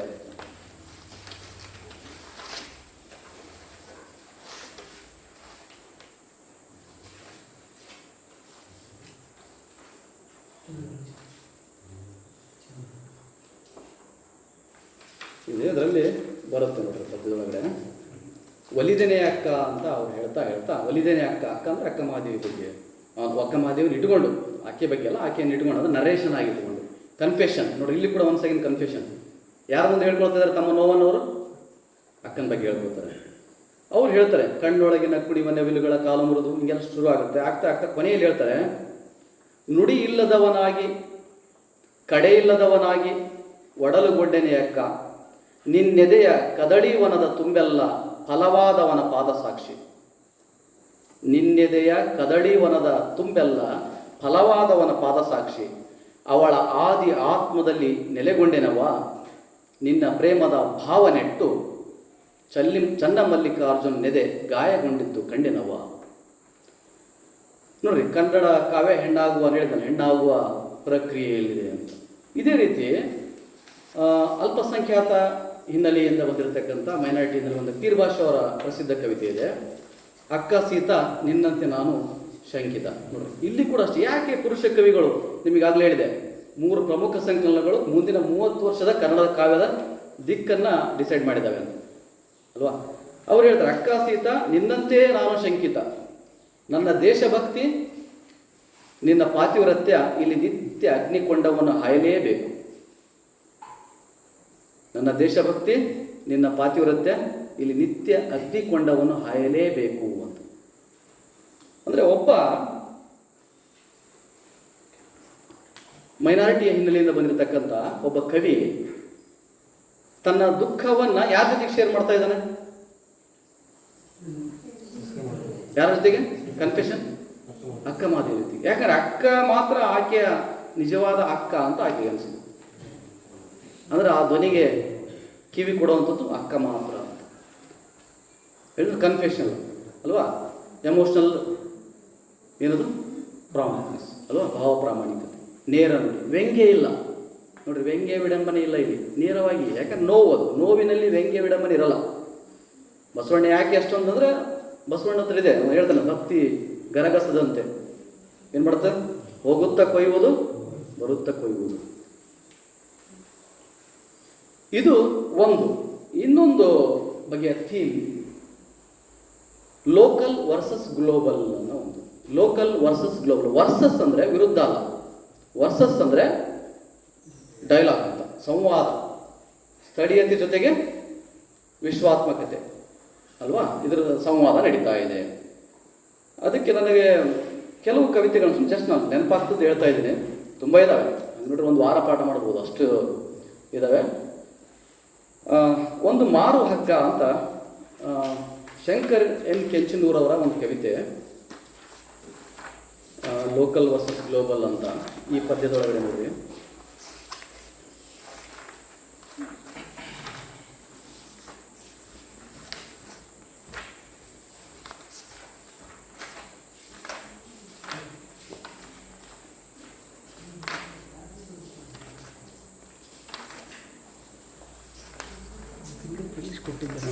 ಎರಡು ಬಿಡಿ ಬಿಡಿ ಪೇಜ್ ಕೊಟ್ಟಿಲ್ವಾ? ಸರಿ, ಓಕೆ, ನಾನು ಇದು ಮೊಬೈಲಲ್ಲಿ ಹೋಗ್ತೇನೆ, ನಮ್ಮ ಹತ್ರ ಇರ್ತವೆ.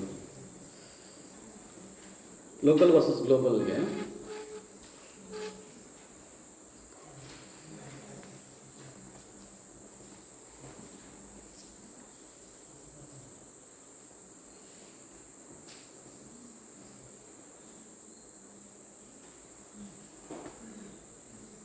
ಒಂದು ಮಾರು ಹಗ್ಗ, ಇದು ಶಂಕರ್ ಕೆಂಚನೂರು ಬರೆದದ್ದು. ಈತ ಎಷ್ಟು ವಿಶಿಷ್ಟ ಕವಿ ಅಂದರೆ, ನನ್ನ ಜೀವನ ಪೂರ್ತಿ ಕವನ ಸಂಕಲನ ತರಲ್ಲ ಅಂತ ಶಪಥ ತೊಟ್ಟಿರುವಂಥ ಕವಿ.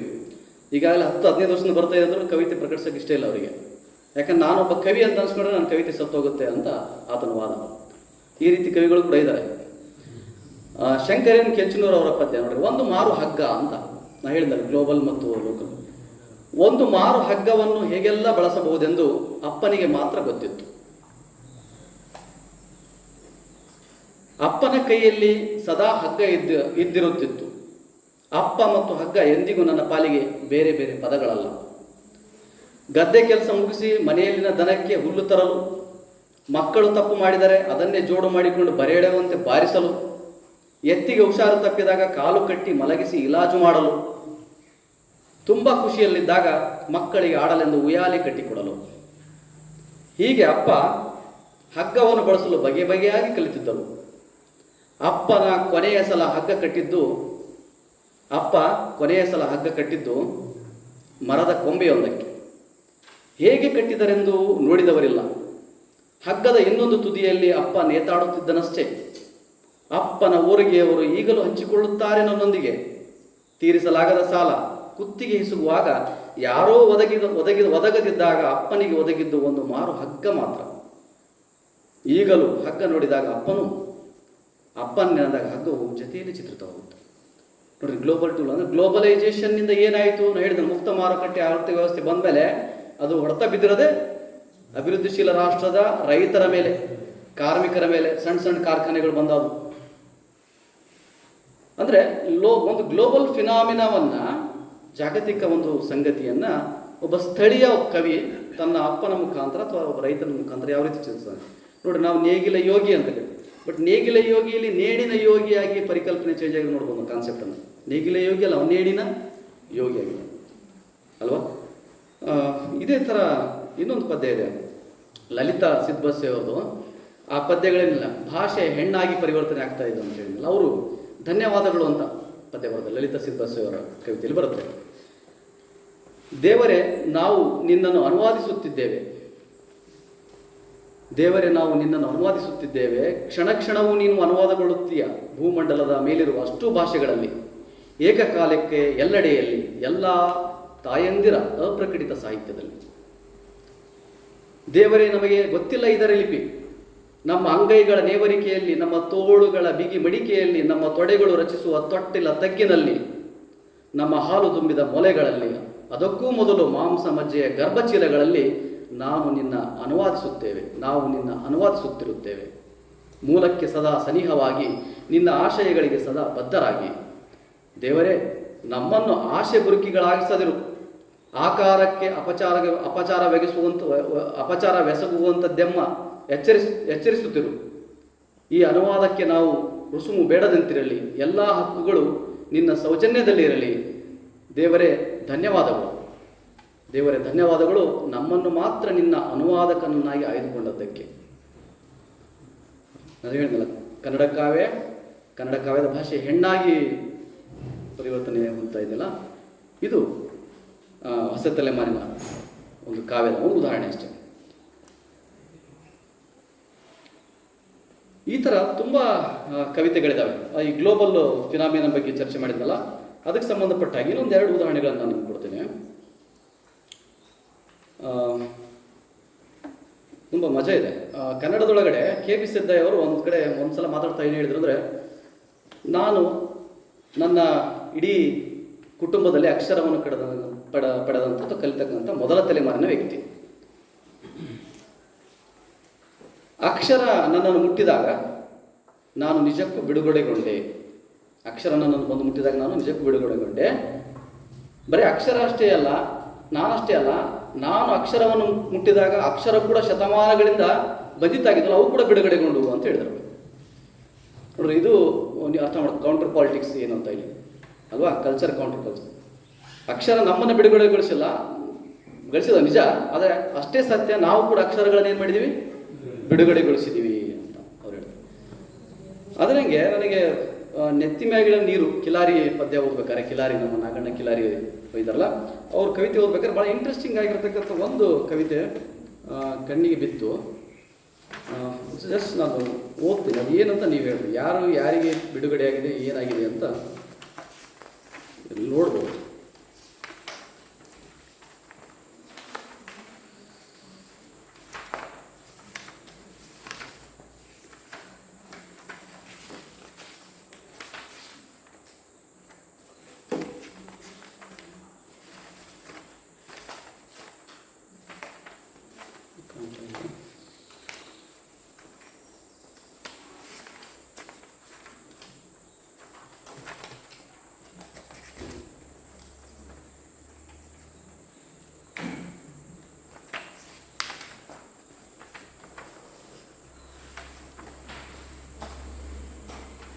ಯಾರೋ ಬದುಕಿಸುತ್ತಿದ್ದಾರೆ ದೇವರಂತೆ ಅಂತ ಒಂದು ಹೇಳಿದ್ದೇನೆ. Global versus local phenomena. Globalisation ಅಥವಾ ಜಾಗತೀಕರಣ ಅಥವಾ ಇಡೀ ಜಗತ್ತು ಹೇಳ್ತಿರೋದು ಅಕ್ಷರವನ್ನು ಪಡಿಬೇಕು. ನಾನು ಹೇಳಿದ್ನಲ್ಲ, ಸಿದ್ದಯ್ಯ ಉದಾಹರಣೆ ಕೊಟ್ಟನಲ್ಲ. ಈ ಕವಿತೆಯಲ್ಲಿ ನೋಡಿ, ಯಾರೋ ಬದುಕಿಸುತ್ತಿದ್ದಾರೆ ದೇವರಂತೆ. ನನ್ನ ತಾತ ಕುರಿ ಕಾಯುವಾಗ ಗುಡ್ಡಗಾಡುಗಳಿಂದ ಸಂಜೆ ತಂದ ಹಣ್ಣು ತಿಂದಾಗ ಸ್ವರ್ಗ ನನ್ನ ತುಟಿ ನೇವರಿಸಿ ನನ್ನ ಆಳಕ್ಕೆ ಇಳಿಯಿತು. ನನ್ನ ತಾತ ಕುರಿ ಕಾಯುವಾಗ ಗುಡ್ಡಗಾಡುಗಳಿಂದ ಸಂಜೆ ತಂದ ಹಣ್ಣು ತಿಂದಾಗ ಸ್ವರ್ಗ ನನ್ನ ತುಟಿ ನೇವರಿಸಿ ನನ್ನ ಆಳಕ್ಕೆ ಇಳಿಯಿತು. ಬಹುದಿನ ಬಿಡದೆ ಜ್ವರ ಜಡಿದಾಗ ತಲ್ಲಣಿಸಿ ಅವ್ವ ದೇವರಿಗೆ ಹರಕೆ ಹೊತ್ತು ದೇವಸ್ಥಾನದಲ್ಲಿ ದೀರ್ಘ ದಂಡ ಹಾಕಿಸಿದಾಗ ಪುರೋಹಿತ ಅಯ್ಯ ಮುಲ್ಲ ಮಠದ ಸ್ವಾಮಿಗಳು ಮೂಡಿ ನನ್ನ ಗಂಟಲಿಗೆ ಗಾಳಿ ಬಿಟ್ಟಂತಾಗಿ ಬೆವತೆ. ಅಪ್ಪನ ಕಾಯಿಲೆ ಔಷಧಿಗಾಗಿ ಊರಗೌಡನ ಕಂಡು ಮರಳಿದ ರಾತ್ರಿ ಅಂಕೆಯಿಲ್ಲದೆ ದೆವ್ವಗಳು ಕೊಳ್ಳಿಡಿದು ಕುಣಿದವು ನನ್ನ ಮೇಲೆ. ಆತ್ಮವಂಚನೆ ಇಲ್ಲದೆ ಹೇಳುವುದಾದರೆ ಶಾಲೆಯಲ್ಲಿ ಮೊದಲ ಅಕ್ಷರ ಗೀಚಿದಾಗಲೇ ಜೈಲಿನ ಸರಳುಗಳು ಮೂಡಿದ್ದು. ಆತ್ಮವಂಚನೆ ಇಲ್ಲದೆ ಹೇಳುವುದಾದರೆ ಶಾಲೆಯಲ್ಲಿ ಮೊದಲ ಅಕ್ಷರ ಗೀಚಿದಾಗಲೇ ಜೈಲಿನ ಸರಳುಗಳು ಮೂಡಿದ್ದು. ಕ್ಷಮಿಸಿ, ನನ್ನನ್ನು ಈಗಲೂ ಯಾರೋ ಬದುಕಿಸುತ್ತಿದ್ದಾರೆ ದೇವರಂತೆ. ನೋಡಿ, ಕೆ.ವಿ. ಸಿದ್ದಯ್ಯವರ ವಿಷಯದಲ್ಲಿ ನಾವು ಅಕ್ಷರ ಬಿಡುಗಡೆ ಆಯಿತು, ಅವರು ಅಕ್ಷರವನ್ನು ಬಿಡುಗಡೆಗೊಳಿಸಿದರು. ಬಟ್ ಶೂದ್ರ ಸಮುದಾಯದ ಬಹುತೇಕ ಅಲೆಮಾರಿ ಸಮುದಾಯದ ವಿಷಯಗಳಲ್ಲಿ ಅಕ್ಷರ ಅವರ ಸ್ವಚ್ಛಂದ ಬದುಕನ್ನು, ನೊಮ್ಯಾಡಿಕ್ ಸ್ಪಿರಿಟ್ ಅಂತ ನಾವು ಕರಿತೀವಿ ಅದನ್ನು ಅಲ್ವಾ. ನೊಮ್ಯಾಡಿಕ್ ಸ್ಪಿರಿಟ್ ಬೇಕು ಒಬ್ಬ ಕವಿಗೆ. ಏನು ಬೇಕಪ್ಪ ಅಂದರೆ ನೊಮ್ಯಾಡಿಕ್ ಸ್ಪಿರಿಟ್. ಬೇಂದ್ರೆ ಕೂಡ ಅದನ್ನು ಹೇಳ್ತಾರೆ. ಅಲೆಮಾರಿ ಏನಂತೀವಿ, ಒಂದು ಚೈತನ್ಯ. ಅಲೆಮಾರಿ ಚೈತನ್ಯ ಇಲ್ಲ ಅಂದರೆ ಕಾವ್ಯನ ಹುಟ್ಟಲ್ಲ, ಸಾಹಿತ್ಯನ ಹುಟ್ಟಕ್ಕೆ ಸಾಧ್ಯ ಅಲ್ಲ, ಕುಂತಲ್ಲೇ ಆಗಲ್ಲ. ಅದಕ್ಕೆ ಸ್ಥಾವರ ಕಳಿವುಂಟು ಜಂಗಮಕ್ಕೆ ಅಳಿವಿಲ್ಲ. ಅಂದರೆ ಒಬ್ಬ ಸ್ವಚ್ಛಂದವಾಗಿ ಓಡಾಡ್ತಕ್ಕಂಥ ಒಬ್ಬ ವ್ಯಕ್ತಿ ಎಲ್ಲಿ ಬಂಧನಕ್ಕೊಳಗಾದ, ಮತ್ತೆ ಅಕ್ಷರ ಪಡೆದು ಬಂಧನಕ್ಕೊಳಗಾದ ಅಂತ ಒಂದು ಫೀಲ್ ಆಗ್ತದೆ. ಮತ್ತು ಅದು ಸುಳ್ಳಲ್ಲ, ಅದು ಸತ್ಯ. ಕುವೆಂಪು ಕವಿಯಾಗಿರ್ಬೋದು, ಬಟ್ ಕುವೆಂಪು ಕಳ್ಕೊಂಡಿರೋದೇನು ಮಲೆನಾಡಲ್ಲಿ, ಮತ್ತೆ ವಾಪಸ್ ಅದು ಹೋಗೋಕ್ಕಾಗಲ್ಲ. ಅವ್ರೇನಾದರೂ ಕೂಡ ಅದನ್ನ ಎಲ್ಲಿ ಮಾಡ್ಬೇಕು, ಸಾಹಿತ್ಯದಲ್ಲೇ ಕ್ರಿಯೇಟ್ ಮಾಡ್ಬೇಕು ಅದನ್ನು. ಅಂದರೆ ಅಕ್ಷರ ಅನ್ನುವುದು ಅಲೆಮಾರಿ ಮತ್ತು ಬುಡಕಟ್ಟು ಸಮುದಾಯಗಳಿಗೆ ಬಿಡುಗಡೆನೂ ಹೌದು, ಇನ್ನೊಂದು ಕಡೆ ಅದು ವಿಘಟನೆ ಕ್ರಿಯೆನೂ ಹೌದು. ಅದು ಹೇಳಿದ್ನಲ್ಲ, ಹಿಂಸೆ ಮತ್ತು ವಿಘಟನೆ ಕ್ರಿಯೆ. ಯಾಕಂದ್ರೆ ಅವನು ಅಲ್ಲಿಂದ ಒಂದ ತಕ್ಷಣ ಆ ಅಲೆಮಾರಿ ಸಮುದಾಯ ಎಲ್ಲೋ ಬಿಡ್ತದೆ. ಈತ ಮಾತ್ರ ಅಕ್ಷರವನ್ನು ಪಡೆದು ಒಂದು ನೌಕರಿಯನ್ನು ಪಡೆದು ಸಿಟಿಯಲ್ಲಿ ಇದ್ದು ಒಂದು ಬಗೆಯ ಲೋನ್ಲಿನೆಸ್ ಅನ್ನು ಅಲ್ವಾ ಫೀಲ್ ಮಾಡ್ತಾ ಇದ್ದಾನೆ. ಯಾಕಂದ್ರೆ ಈ ಬಗೆಯ ಹೇರಲ್ಪಟ್ಟ ಏಕಾಂತ ನೋಡ್ರಿ, ನಾವು ಸಹಜವಾಗಿ ಬಂದಿರೋದಲ್ಲ ಇದು. ಹೇರಲ್ಪಟ್ಟ ಏಕಾಂತ ಯಾಕೆ ಬಂತು ಅಂದರೆ ವಸಾಹತುಶಾಹಿ ಶಿಕ್ಷಣ ಪದ್ಧತಿಯಿಂದ ಬಂದಿರೋದು. ಇದು ಪಾಸಿಟಿವ್ ನೆಗೆಟಿವ್ ಅಂತ ಹೇಳ್ತಾ ಇಲ್ಲ, ನಾನು ಹೇಳ್ತಾ ಫ್ಯಾಕ್ಟ್ ಹೇಳ್ತೇನೆ. ಹೇರಲ್ಪಟ್ಟ ಏಕಾಂತ. ಯಾಕಂದ್ರೆ ಈ ಹೇರಲ್ಪಟ್ಟ ಏಕಾಂತ ಕೂಡ ಭಾಳ ಮಜಾ ಇದೆ. ಕೊರೋನಾ ಟೈಮಲ್ಲಿ ಪ್ರಭುತ್ವ ಪ್ರಾಯೋಜಿತ ಹೇರಲ್ಪಟ್ಟ ಏಕಾಂತ ಆಗಿತ್ತು ಅಲ್ವಾ. ಕೊರೋನಾ ಟೈಮಲ್ಲಿ ನಮಗೆ ನ್ಯಾಚುರಲ್ ಏಕಾಂತ ಅಲ್ಲ, ಅದು ಪ್ರಭುತ್ವ ಪ್ರಾಯೋಜಿತ ಹೇರಲ್ಪಟ್ಟ ಏಕಾಂತ.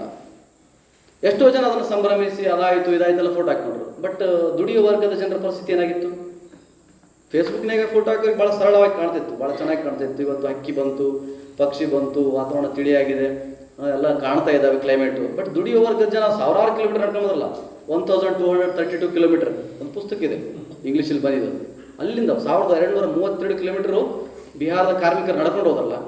ಹಾಗಾದರೆ ಆ ಹೇರಲ್ಪಟ್ಟ ಏಕಾಂತ ಯಾಕಾಯಿತು? ಅವರು ಅಕ್ಷರ ಪಡೆದು ಎಲ್ಲೋ ಏನೋ ಸ್ವಲ್ಪ ಮಿನಿಮಮ್ ಆಗಿ ಓದಿ ಕೂಲಿಕಾರರಾಗಿ ಸಿಟಿಗೆ ಹೋದ್ರೆ, ಯಾಕಂದ್ರೆ ಹಳ್ಳಿಯಲ್ಲಿಲ್ಲ ಅವರಿಗೆ ಕೆಲಸ. ಅದರಿಂದ ಆಗಿರೋ ಒಂದು ಪರಿಣಾಮ ಇದು local versus global phenomena. Corona ಕೂಡ ಅಷ್ಟೇ ಗ್ಲೋಬಲ್ ಫಿನಾಮಿನಾ, ಅದಕ್ಕೆ ಲೋಕಲ್ ಆಗಿ ನಾವು ಕನೆಕ್ಟ್ ಮಾಡ್ತಾ ಹೋಗುವಂಥದ್ದು. ಪುಂಡೆಪಲ್ಯ ಅಂತ ಬಹಳ ಒಂದು ವಿಶೇಷ ಕವಿತೆ ಇದೆ. ಬಸವರಾಜ್ ಋತುಸಾಕ್ಷಿ ಬರೆದಿರುವಂಥ ಪದ್ಯ, ರಾಯಚೂರಿನ ಕವಿ. ನಮಗೆಲ್ಲ ಪಿಜ್ಜಾ ಬರ್ಗರು ಮತ್ತು ಇದೆಲ್ಲ ಈಗ ಗ್ಲೋಬಲ್ ಫಿನಾಮಿನಾ ಅಲ್ವಾ. ಯಾವುದು ಪಿಜ್ಜಾ ಬರ್ಗರ್ ಮತ್ತು ನೂಡಲ್ಸ್. ಬಟ್ ಇವರು ಪುಂಡೆಪಲ್ಯ ನಮಗೆಲ್ಲ ಗೊತ್ತು, ಉತ್ತರ ಕನ್ನಡದವ್ರಿಗೆಲ್ಲ ಗೊತ್ತು. ಆ ಪುಂಡೆಪಲ್ಯ ಕವಿತೆಯಲ್ಲಿ ಒಂದು ಹೊಸ ಆಹಾರ ಸಂಸ್ಕೃತಿಯ ಪಾಲಿಟಿಕ್ಸನ್ನು ಕಟ್ಟಿಕೊಡ್ತಾರೆ. ಬಟ್ ಪುಂಡೆಪಲ್ಯ ನಮಗೆಲ್ಲ ಗೊತ್ತಿರೋದು ಹೆಂಗೆ ಮಾಡ್ತೀವಿ ನಾವಪ್ಪ ಅಂದರೆ, ಹೆಂಗೆ ಮಾಡ್ತೀವಿ? ಕುಕ್ಕರ್ನಾಗ ಅದನ್ನು ಬೇಯಿಸಿ ಬೇಳೆ ಹಾಕಿ, ಹೌದಲ್ಲ, ನಮ್ಮಲ್ಲಿ ಬೇಳೆಯನ್ನು ಹಾಕ್ತಾರೆ, ಕೆಲವರು ಹಾಕಲ್ಲ, ಚಟ್ನಿ ಥರ ಮಾಡಿ. ಇಷ್ಟೇನಾ? ಬೇರೆ ಥರನೂ ಮಾಡ್ಬೋದು. ಪುಂಡೆಪಲ್ಯ ಹೆಂಗೆ ಮಾಡ್ಬೋದು? ರಾಮಣ್ಣ ಹೇಳ್ತಾರೆ, ಹಾಂ ಹೇಳ್ರಿ. ಇದೆಲ್ಲ ಈಗ ಇದು ಶೂದ್ರೀಕರಣಗೊಂಡ ಯೂನಿವರ್ಸಿಟಿ ಏನು ತೆರೆ ಕೆಡಿಸ್ಕೊಡ್ರಿ ನೀವು. ಹೆಂಗೆ ಮಾಡ್ತೀವಿ? ಪುಂಡೆಪಲ್ಯವನ್ನು ಮಾಂಸವನ್ನು ಹಾಕಿ ಮಾಡುವ ಒಂದು ವಿಧಾನ ಇದೆ. ಬಹುತೇಕ ಜನ ನಾನ್ ವೆಜಿಟೇರಿಯನ್ಸು ಬೇಳೆ ಹಾಕಿ ಮಾಡ್ತಾರೆ, ಮಾಂಸವನ್ನು ಹಾಕಿ ಪುಂಡೆಪಲ್ಯ. ಹಾಂ, ಜಿಗಿರಿ ಅಂತೂ ಮಾಡ್ತಾರೆ ಅಥವಾ ಇನ್ನೂ ತೆಳುವಾಗಿ ಮಾಡ್ತಾರೆ. ಅದೊಂದು ಅದನ್ನು ಇಟ್ಕೊಂಡು ಆ ಒಬ್ಬ ಬಸವರಾಜ ಅನ್ನೋ ಕವಿ ಪದ್ಯಗಳು ಸಿಗ್ತಾ ಇಲ್ಲ ಅನಿಸುತ್ತೆ. ಓಕೆ, ನಾನು ಮೊಬೈಲಲ್ಲಿ ಓದ್ತೇನೆ. ಒಂದು ಆಹಾರ ಸಂಸ್ಕೃತಿಯನ್ನು ಕಟ್ಟಿಕೊಟ್ಟಿರೋ ಬಗೆ ಇದೆಯಲ್ಲ, ಭಾಳ ಇಂಟ್ರೆಸ್ಟಿಂಗ್ ಆಗಿದೆ. ಲೋಕಲ್ ಮತ್ತು ಗ್ಲೋಬಲ್ ಫಿನಾಮಿನ ಹೆಂಗೆ ನೋಡ್ಬೋದು ನಾವು ಇದನ್ನು, ಒಂದು ಪುಂಡಿ ಪಲ್ಯದಿಂದ ಹೆಂಗೆ ನೋಡ್ಬೋದು ಅದನ್ನು ಅಂತ ಅವ್ರು ಹೇಳ್ತಾರೆ. ಪುಂಡೆ ಪಲ್ಯ ಹುಟ್ಟಿಸೋ ವೀರ್ಯಕ್ಕೆ ಖಾತರಿ ಇಲ್ಲದ ಕಾಲ, ಉದುರಿ ಬಿದ್ದಾವೋ ಪಾತರಗಿತ್ತಿಯ ಕಾಲ, ಬೆಂಡೆಯ ಗಿಡದಾಗ ತೊಂಡಿಯ ಬಳ್ಳ್ಯಾಗ ನಗುನಗುತ್ತಾ ನಿಂತೈತವ ಪುಂಡೆಯ ಪಲ್ಯ, ನಸಿತಿಕ್ಕಿ ತೆಲಿಗೆ ನಶೇರುತ್ತ ಹೋದಂಗ ಹಸಿರು ಎಲಿಯಾಗ ಹುಳಿ ಬಸರು ಎರುತ್ತಾ ಸಾಗಿ, ಸಾಯಕ ಮೊದಲು ಸಾಕು ಬೀಜಾಗಿ ಸಿಡಿತದ, ಸಾಯಕ ಮೊದಲು ನಾಲ್ಕು ಬೀಜಾಗಿ ಸಿಡಿತದ, ಮೈ ಮುದುರಿ ನಡೆಯುವರ ಗಲ್ಲಿ ಒಳಗ ಮೊಗುರು ಮೊಗುರವ ಪುಂಡೆಯ ಪಲ್ಯ, ಬಾಡೂಟಕ್ಕ ಬಲು ಗೆಣೆಕಾರ್ತಿ, ಇದು ಬಾಡುವ ಮೊದಲು ಹರದಂಗ ಚಿತ್ತಿ ಕಾರ್ತಿ, ಒಣಗಿಯ ಒಗತನ ಏನು ಹೇಳಲಿ ಇದರ, ಕಮ್ಮನೆ ಕರೆದಂಟು ಬಾಯೊಳಗ ಕರೆಂಟು ಹೊರದಂಗ ನರದೊಳಗ, ಕಮ್ಮನೆ ಕರೆದಂಟು ಬಾಯೊಳಗ ಕರೆಂಟು ಹೊರದಂಗ ನರದೊಳಗ, ಸೆಂತಿಯ ಸೆಂತಿ ಮುಗಿಸಿದ ಊರೊಳಗ ಸುಡು ಸುಡು ಹೆಸರ ತುರಾಯಿ ಪತ್ರಿ, ಅಡ್ಡಡ್ಡ ಮಳೆ ಬಿದ್ದು ನೆಲದ ಬುಡ ಬೆದರಿ ಅರಳಿ ನಿಲ್ಲುತ್ತಾವ ನಾಯಿ ಛತ್ರಿ, ಹಳ್ಳಿಯ ದಿಲ್ಲಿಯ ಕೋಲಿಗಳೊಳಗ ಎದ್ದು ಬೀಳುತ್ತಾವ ನಿಟ್ಟುಸುರ ನಾದ, ದೇಶ ದೇಶದೊಳಗ ಹಬ್ಬಿ ಮುಕ್ರೈತಿ ನರಸತ್ತು ನಾಡುವ ಹೆಣಗಳ ಸ್ವಾದ, ಹೆಣಗಳ ಸ್ವಾದ, ಜಾಗತೀಕರಣದ ಗೊಲ್ಲಿಯ ಒಳಗ ಮಾರುವ ಮಾತಲ್ಲ ಅಂಗಡಿಯೊಳಗ. ಸಿಗಲ್ಲ ನಿಮಗೆ. ರಿಲಯನ್ಸ್ ಮಾರ್ಟ್ನ ಪುಂಡೆ ಪಲ್ಯ ಭಾಳ ಕಷ್ಟ ಆಗುತ್ತೆ ಅಲ್ವಾ. ಜಾಗತೀಕರಣದ ಗೊಲ್ಲಿಯ ಒಳಗ ಮಾರುವ ಮಾತಲ್ಲ ಅಂಗಡಿಯೊಳಗ, ಜಾಗತೀಕರಣ ಸರದ ನಿಂತೈತಿ ಗೆಳದಿ ಪುಂಡೆ ಪಲ್ಯ ರುಚಿ ಒಳಗ. ಜಾಗತೀಕರಣ ಸರದ ನಿಂತೈತಿ. ಈಗಲೂ ನಮ್ಗೆ ಆಪ್ಷನ್ ಕೊಟ್ಟರೆ ಪುಂಡೆ ಪಲ್ಯ ನಾವಂತೂ ಬೇರೆ ಆಯ್ಕೆ ಮಾಡ್ಕೊಳ್ಳಲ್ಲ, ಎಲ್ಲರೂ ಕೂಡ ಬಹುತೇಕ ಅಲ್ವಾ. ಜಾಗತೀಕರಣದ ಸರಿದು ನಿಂತೈತಿ, ಜಾಗತೀಕರಣ ಸರಿದು ನಿಂತೈತಿ ಗೆಳದಿ ಪುಂಡೆ ಪಲ್ಯ ರುಚಿ ಒಳಗ, ಮಾಂಸವ ಮುಟ್ಟಿಲ್ಲಾರ್ದಕ್ಕಿ ನೀನು, ಮಾಂಸವ ಮುಟ್ಟಲಾರ್ದಕ್ಕಿ ನೀನು, ತುಂಡಿಲ್ಲದ ಬದುಕಲಾರ್ದವ ನಾನು. ನೋಡಿ, ಇಲ್ಲಿ ಕವಿ ಪಾಲಿಟಿಕ್ಸ್ ಬಂತು ಅಲ್ವಾ. ಅವನು ಮತ್ತೆ ಪರ್ಸನಲ್ ಹೇಳಿದ ಕನ್ಫೆಷನಲ್ ಅಂದ್ರೆ ಅದನ್ನೇ ಹೇಳ್ದೆ, ಕನ್ಫೆಷನಲ್ ಟು ಪೊಲಿಟಿಕಲ್ ಅಂದೆಲ್ಲ ಸ್ಟಾರ್ಟಿಂಗಲ್ಲಿ ಇದೆ. ಕನ್ಫೆಷನ್ ಹೇಳ್ತಾ ಹೇಳ್ತಾ ಎಲ್ಲಿಗೆ ಬಂತು ಕವಿತೆದು, ಪೊಲಿಟಿಸೈಸ್ ಆಯಿತು ಅಲ್ವಾ. ಪ್ರೇಮ ಕೂಡ ರಾಜಕೀಯ ಆದ್ರೆ ಹಿಂಗಾಗತ್ತೆ. ಮಾಂಸವ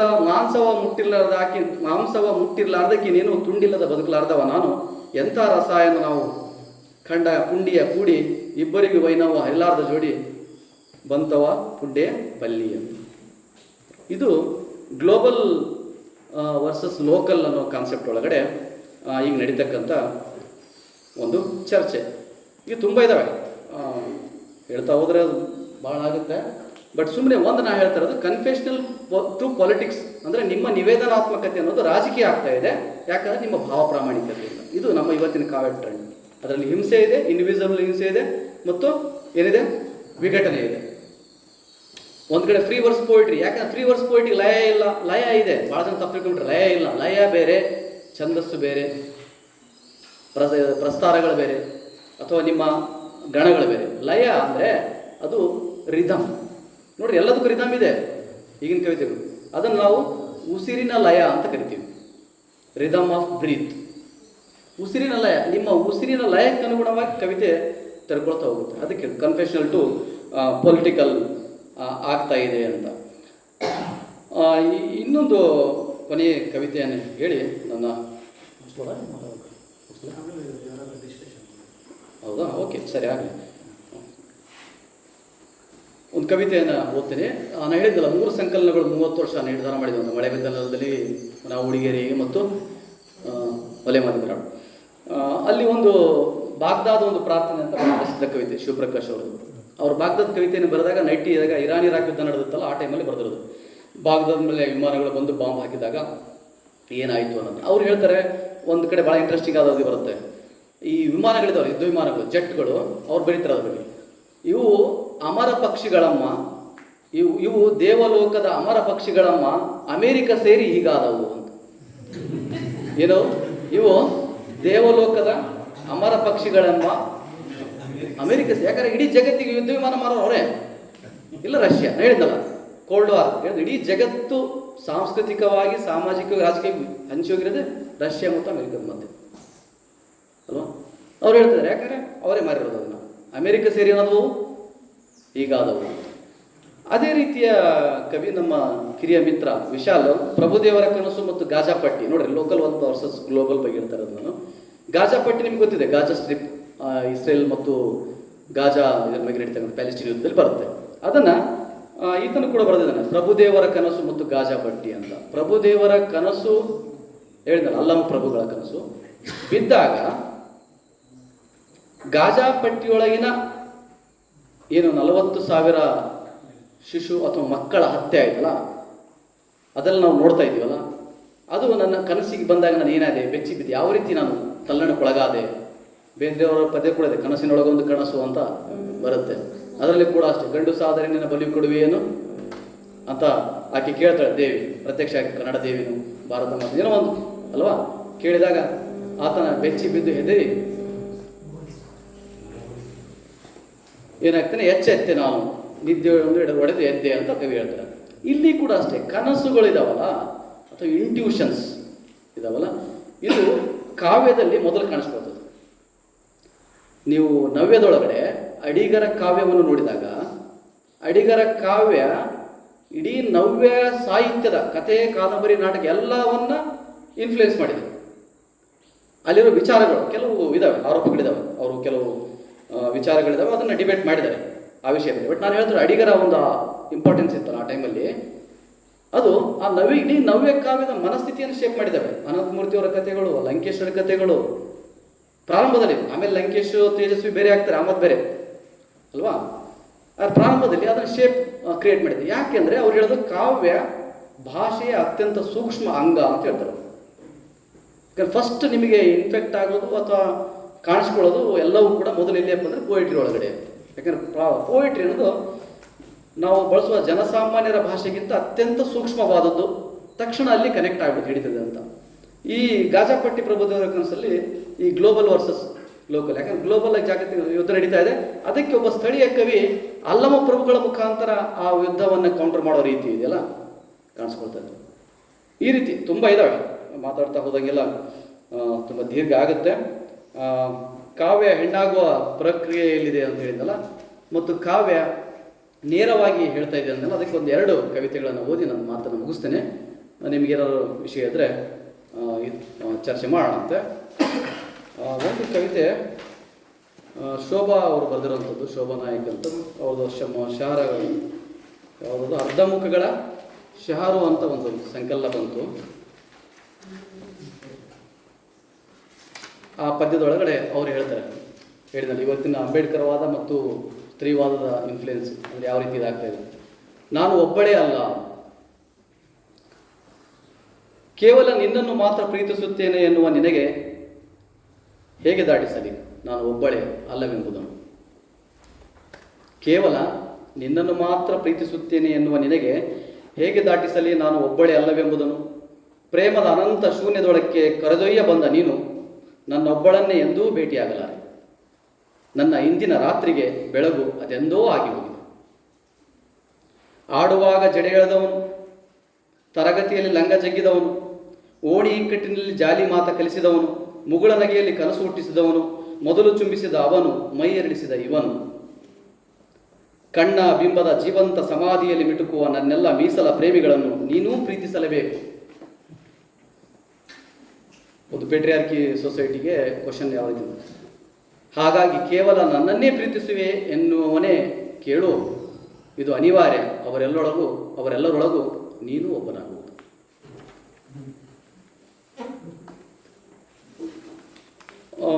ಕಾದಂಬಿನಿ ರಾವಿ ಅಂತ ಭಾಳ ಒಳ್ಳೆ ಕವಯಿತ್ರಿ, ಅವರು ಈಗ ಬರಿತಾ ಇಲ್ಲ ಇತ್ತೀಚೆಗೆ. ಅವರು ಜಗಳಗಂಟಿ ಮರ ಅಂತಿದೆ, ನಾನು ಗ್ರೂಪಲ್ಲಿ ಹಾಕ್ತೀನಿ, ಚೆನ್ನಾಗಿದೆ. ಜಗಳಗಂಟಿ ಮರ ಅಂತ ಹೆಣ್ಮಕ್ಳು ಇಟ್ಕೊಂಡು ಭಾಳ ಚೆನ್ನಾಗಿ ಬರೆದಾರೆ ಪದ್ಯ. ಮತ್ತು ನಮ್ಮ ಕಾಲದ ಪ್ರಖರ ಕವಿ ವಿಲ್ಸನ್ ಕಟೀಲ್ ಕವಿತೆಗಳು ನಮ್ಮ ಕಾಲದಲ್ಲಿ ಬಂದಿದ್ದಾವೆ. ಆತನ ಒಂದು ಕವಿತೆಯನ್ನು ಓದಿ ನನ್ನ ಮಾತನ್ನು ತಾತ್ಕಾಲಿಕ ವಿರಾಮ ನೀಡ್ತೇನೆ. ಸಾರ್ವಜನಿಕರಿಗೆ ಸೂಚನೆಗಳು. ಸವಾರಿ ಹೊರಡುವಾಗ ಕಡ್ಡಾಯವಾಗಿ ಹೆಲ್ಮೆಟ್ ಧರಿಸಿ. ಇಲ್ಲಿ ಬದುಕಿ ಉಳಿಯಲು ತಲೆ ಇದ್ದರಷ್ಟೇ ಸಾಲದು. ಶಾಲಾ ಕಾಲೇಜುಗಳ ಆಸುಪಾಸು ತಂಬಾಕು ಮಾರಬೇಡಿ. ವಿದ್ಯಾರ್ಥಿಗಳಿಗೆ ಸಾಕಾಗುವಷ್ಟು ಅಫೀಮು ಪಠ್ಯಪುಸ್ತಕಗಳಲ್ಲಿಯೇ ಲಭ್ಯವಿದೆ. 18 ವರ್ಷ ತುಂಬಿದವರಿಗೆ ವಯಸ್ಕರ ಚಿತ್ರಗಳನ್ನು ತೋರಿಸಬೇಡಿ, ಅವರಿಗೆಂದೇ ದೇವಮಾನವರ ಲೈಂಗಿಕ ಪ್ರಕರಣಗಳಿವೆ. ಸಾರ್ವಜನಿಕ ಸ್ಥಳಗಳಲ್ಲಿ ಸಿಗರೇಟಿಗೆ ಕಡ್ಡಿಗೀರಬೇಡಿ, ಬೆಂಕಿ ಹಚ್ಚುವ ಕೆಲಸವನ್ನು ಭಾಷಣಕಾರರಿಗೆ ವಹಿಸಿಕೊಡಲಾಗಿದೆ. ಕೊನೆಯದಾಗಿ, ಚುನಾವಣೆ ವೇಳೆ ಎರಡೆರಡು ಚಿಹ್ನೆಗಳಿಗೆ ಮತ ಒತ್ತಬೇಡಿ, ದೇಶವನ್ನು ಸುಡುಗಾಡು ಮಾಡಲು ಒಂದೇ ಪಕ್ಷ ಸಾಕು. Thank you.